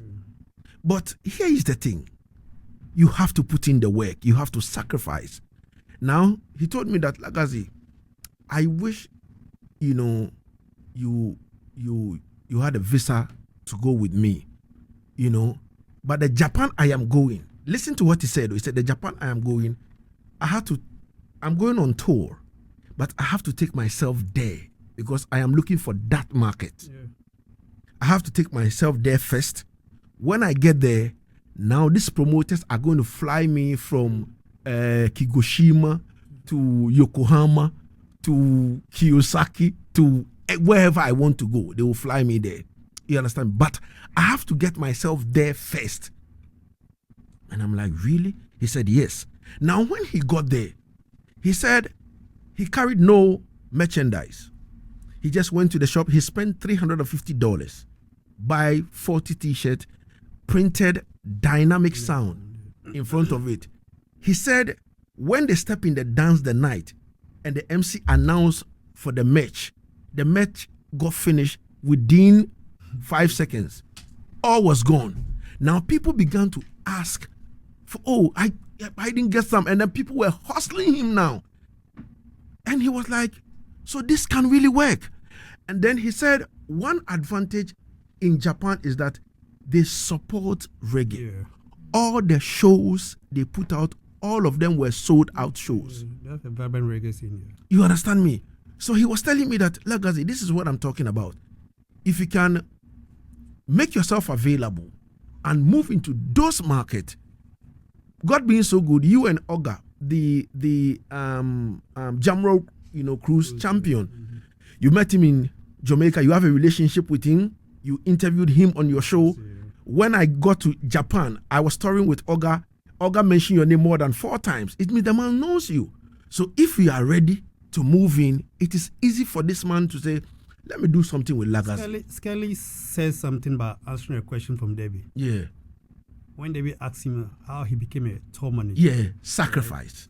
Not sacrifice, but he said if he was here, Yeah. it won't happen. Yeah. So I'm just saying that maybe you should consider relocating. Because on the most serious note, if you were outside this generation, Lagazee, you would have been here, to be honest. You see, And I don't think Dynamic was in Sudan. You have been where he is today. right. So I'm not gonna take Yeah. stick a pin in what you're saying, so you don't lose your trail of thoughts. But you see, Bob Marley did the same thing. Yeah, you have to go to the US too. No, that was in the UK. They did Yeah. the first time they went to the UK, and that's how they met Chris Blackwell. Okay, Johnny Nash took them to the UK, and kind of abandoned them in quotes. So they were not known by anybody. Yeah. And then Chris Blackwell came on the scene, and they said, well, you can continue this then as a promotional thing to expose yourself to people. Yeah. But Noela said, no. If he's not getting paid, he's not doing it. So he went back home. And Peter Tosh, the same thing. Yeah. Now, what you're saying, and I said that in a previous conversation, that I know a Ghanaian artist who invested in themselves Yeah. to go out there, to go and promote themselves. The rest is history. I'm glad Dynamic is telling you this. Me, Skelly, I've done the same thing, where I was with a band, and they were going to do a show somewhere, and we did the numbers. So, boy, Skelly, we can't afford your flight, we want you to come. So the problem is the budget now work, and I could see the budget is not working. So we can't afford your flight. So you just stay home and advance the tour for us. And for argument's sake, we'll give you 5 cities to stay at home and advance the tour. But then if I go on the road, I'll probably get 250 cities for argument's sake. And then I look at the dynamics of it and I'm thinking, okay, how much is it going to cost to buy a flight? It's 100 cities. I said to myself, so if I spend my own 100 cities and I go on the road, I'll go and get 150 cities. Because after the 250, the 100 that I spent for the flight, I'll get it back. So my profit will be 150. But if I sit at home, I'll only get 5 cities. You know what? I'll buy my own flight. Yeah. And that thing that I did made the band see how serious I am about what I want to do. It's after that incident, they never left me out anywhere. And in the end, they even paid for the flight. For the initiative I took, Yeah. that, you know what, I'm not going to leave you there. I'm not going to sit at home. I'll I'll spend my come own and I'll money. sacrifice. So what Dynamic said to you is gospel. Definitely. I've lived it. I've done it. So Yeah, but you see, Skelly, we're talking about all these things, but you are looking at us over here in Ghana, and moving out is very expensive. You understand me? Even cost of living in this country, you understand me? Sometimes you make budget and you make plans for certain things. You are saving for this, you understand me? Before you see some A plus B plus C somewhere hit you, and then you have to go into your main savings You see, I don't think, like Narrow says something I need to correct. It's not necessarily about moving out to go and live over there. Yeah, of course. Because your situation is different from mine. You are a selector. You're a clash DJ. So you can go out there, go and work, and then come back. You don't have to go and live there. Of course. But once you go out there and you get the exposure, it's just a phone call, it's just an email. So when they draw for you, you do your budget, you buy your own flight. And it's gonna get to the day that they'll start buying the flight for you. They'll start buying you business class and putting you in 5-star hotels. But you need to, it's like lotto. People say, oh, I'm gonna win the lottery. Did you stake? No, I didn't stake. Oh, if you didn't stake, how do you win? You know, so you have to put in something to get something. So if you sit down and wait for somebody to come and take you and nobody's coming, but like Dynamic said, if you know Dynamic has a tour or something and you've already got a relationship with him now, say, boy, Dynamic, you know what, I'll skip around, you know, if not, you can hold this and that, I'll buy the flight and then come. And then you open for him. You know, you do a 10-minute, 5-minute, but the impression you're going to create on... There'll be somebody that will say, hey, I want to Lagazee on maybe this festival or this show. Of course. Just to you have to start by warming up. Yeah. David Hines and Still Pulse were kicked off a tour as an opening act because they were out playing the headliner. The same thing happened to Bob Marley. Yeah. You know, he was kicked off a tour with the Commodores because when they finished performing, people and they were the openers. So the same thing could happen. You go and you start a thing, bro, for your 15 minutes, the whole place is lit up. And next minute, the promoter himself, when they're booking, and say, boy, who was that guy? Yo, man, bring him back, man. But if you don't do it, nobody will get. It's like somebody who is great and great musician, and you only sing in the four walls of your room. You can sing till thy kingdom come, but if that song doesn't come out for anybody to hear, what are you doing? You're not doing nothing. All right. Oh my God. So Jerry Chichidudu says, respect, great conversation. Salute to Skelly Dread. Jabode says, today the Jabode again. Today the schooling be tight. You know, so this is to the sound system culture fraternity in Ghana that I keep telling every selector that, yo, listen, we can also make it. We can also make that history. We can also make things happen. And seriously, when we look around, people are doing it. And this is not rocket science. It takes sacrifice. So if a man is staying in the eastern region, you understand me, and he is finding it very difficult to come to Accra to play gig and go back, I look at them and I laugh. I'm like, you know, I was not even when in the eastern region, the capital is Koforidua, right? But you know, you pass to sometimes where I was, you know, in Somonya. I think from here to Somonya is far than from here to Koforidua. You understand me?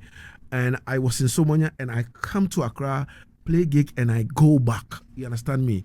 Even on the radio, I was like that. Come to Accra, play on the radio, go back to the Medina station to go pick, you know, passenger car back to Somonya. Sometimes I'll get to the station and the last car is gone. I have to, you know, stay, hang around the station, you know, sit inside the bus with my bag in front of me, my laptop inside, and mosquito to be sing in my ears and all that. Throughout the night till dawn, like 3 a.m. before the first bus will be ready, and then we'll be on the way going. So if I see a man somewhere and the man is finding it very difficult that, oh, Lagazee, why don't you put me on the show and put me in the car? And I'm like, yo, listen, what we are doing is for you to come and showcase your talent like how I did those days without nothing. And a man is finding it very difficult to put in the work and come and showcase your own talent. And this man that I am talking about can't even, when you give them maybe 5 tickets even to sell, they can't even sell it for themselves. and they are looking. Sometimes they mention some amount of money, and I'm like, have you seen that before? You understand me? And I keep asking myself that why. A lot of the time, people say, "Oh, Lagazee is on the radio. That is the main reason why he gets some dubs." And I'm like, you are also on the radio. Why don't you get the same dubs? You understand me? The relationship between me and artists is different. We talk different. We reason different. We have different approach to saying things. You understand me? As Skelly said, you know, me and Skelly, we've been going back and forth for this reasoning, and then he was like, "Oh no, Lagazee, this can't go on. No, Lagazee, we can't do this. No, I can't join via Skype. This, that. I can't join via Zoom. This, okay, all right. So, all right, send me the topics. I say, all right, give me a minute, and then we've been brainstorming and all that, trying to find, you know, topics which will suit what is happening now and all that." And even we've not been able to cover all the grounds, you know, and it's even time for us to go. So people, we can make things happen. You understand me? When we look on a bigger picture in terms of what Skelly is saying, you know, there is nothing locked somewhere. You understand me? Everything is open. I think there's a lot of greed in the system here. Yeah. The next man have opportunity, doesn't want to put the next man along, and you can't do it all by yourself. I don't know whether is greed. I think it's selfishness for sure.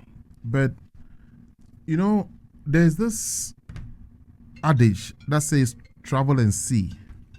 Yeah. You know, and when you get exposed to what is happening in other places, it helps you to shape your thought processes as well. Because one of the best things that can ever happen to an artist is, as we have Kofi Kinata, for instance, talks about high grade, you know, to know that you developed some talent. So when you become the big man now, there are people that you helped to become who they are. You take them along. That is so rewarding. Because those guys tend to look after you in a way. If you don't bring anybody along, all you have is yourself. You're on an island.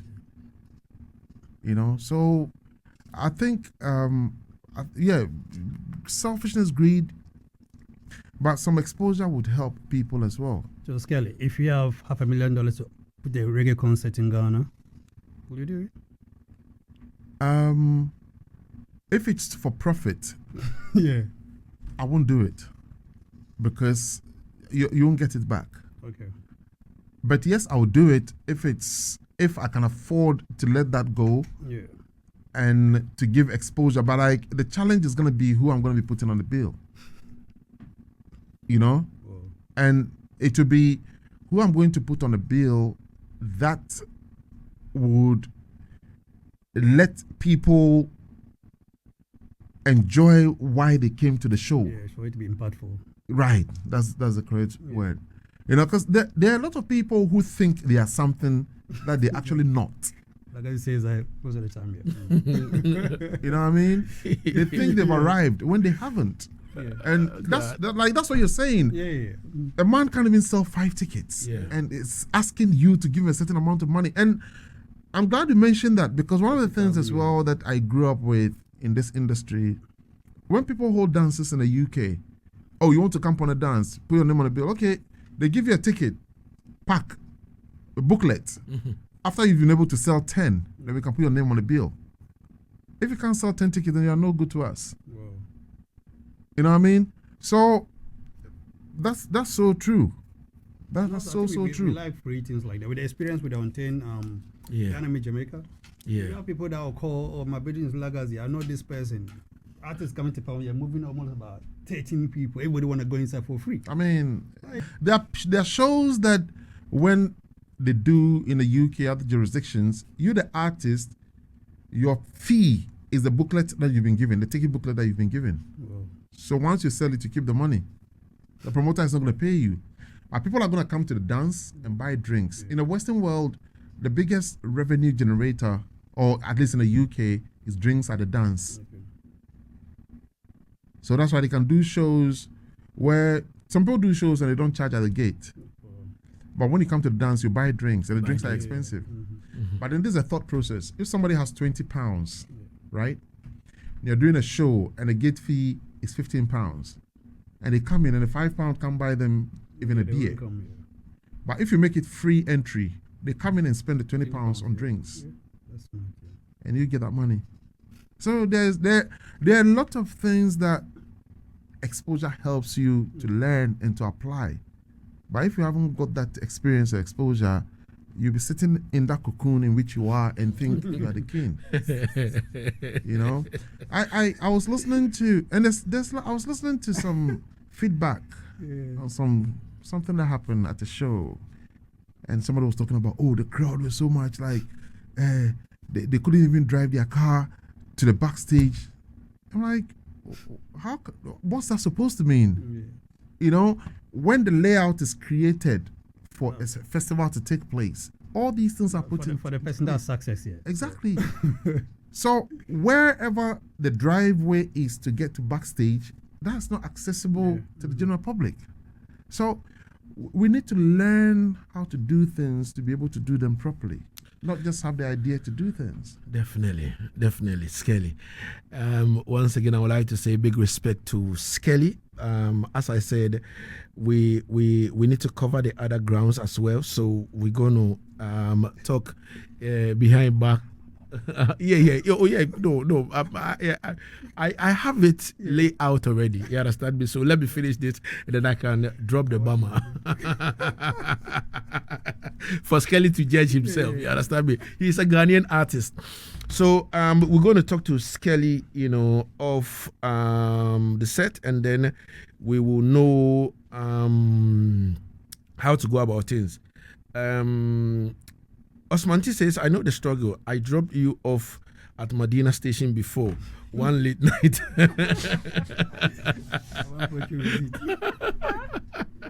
Oh, Charlie. It's not easy.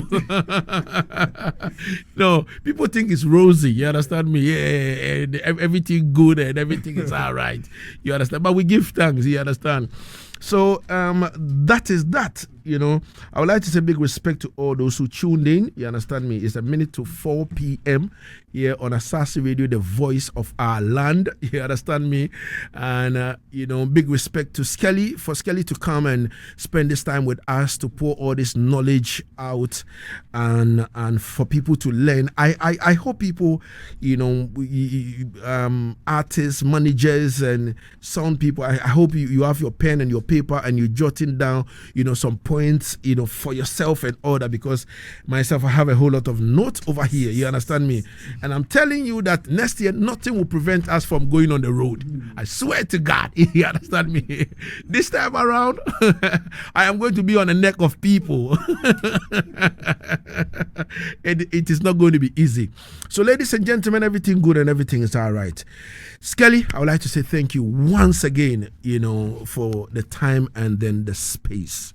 Always a pleasure, brother. Once it's set up right, you don't know, we did it for the item and the item did it for we. Definitely. So once it's set up, we give thanks, man. Well, I thought the show was supposed to finish at 3 o'clock. Yeah, of course. Oh, yeah, of course. Give thanks, man. To Narubawa and Prince Debbie, man. Definitely. The whole crew. Maestro, all the way from Norway. And all the listeners, the militancy. You don't know. Hey, militancy, check the platform, because you don't know, jollification will take place, Yeah, man, from tomorrow and things, isn't it? Definitely. All right. All right, ladies and gentlemen. So we're going to end with Bob Karma. Naro said I should play this particular song for Skelly to listen. So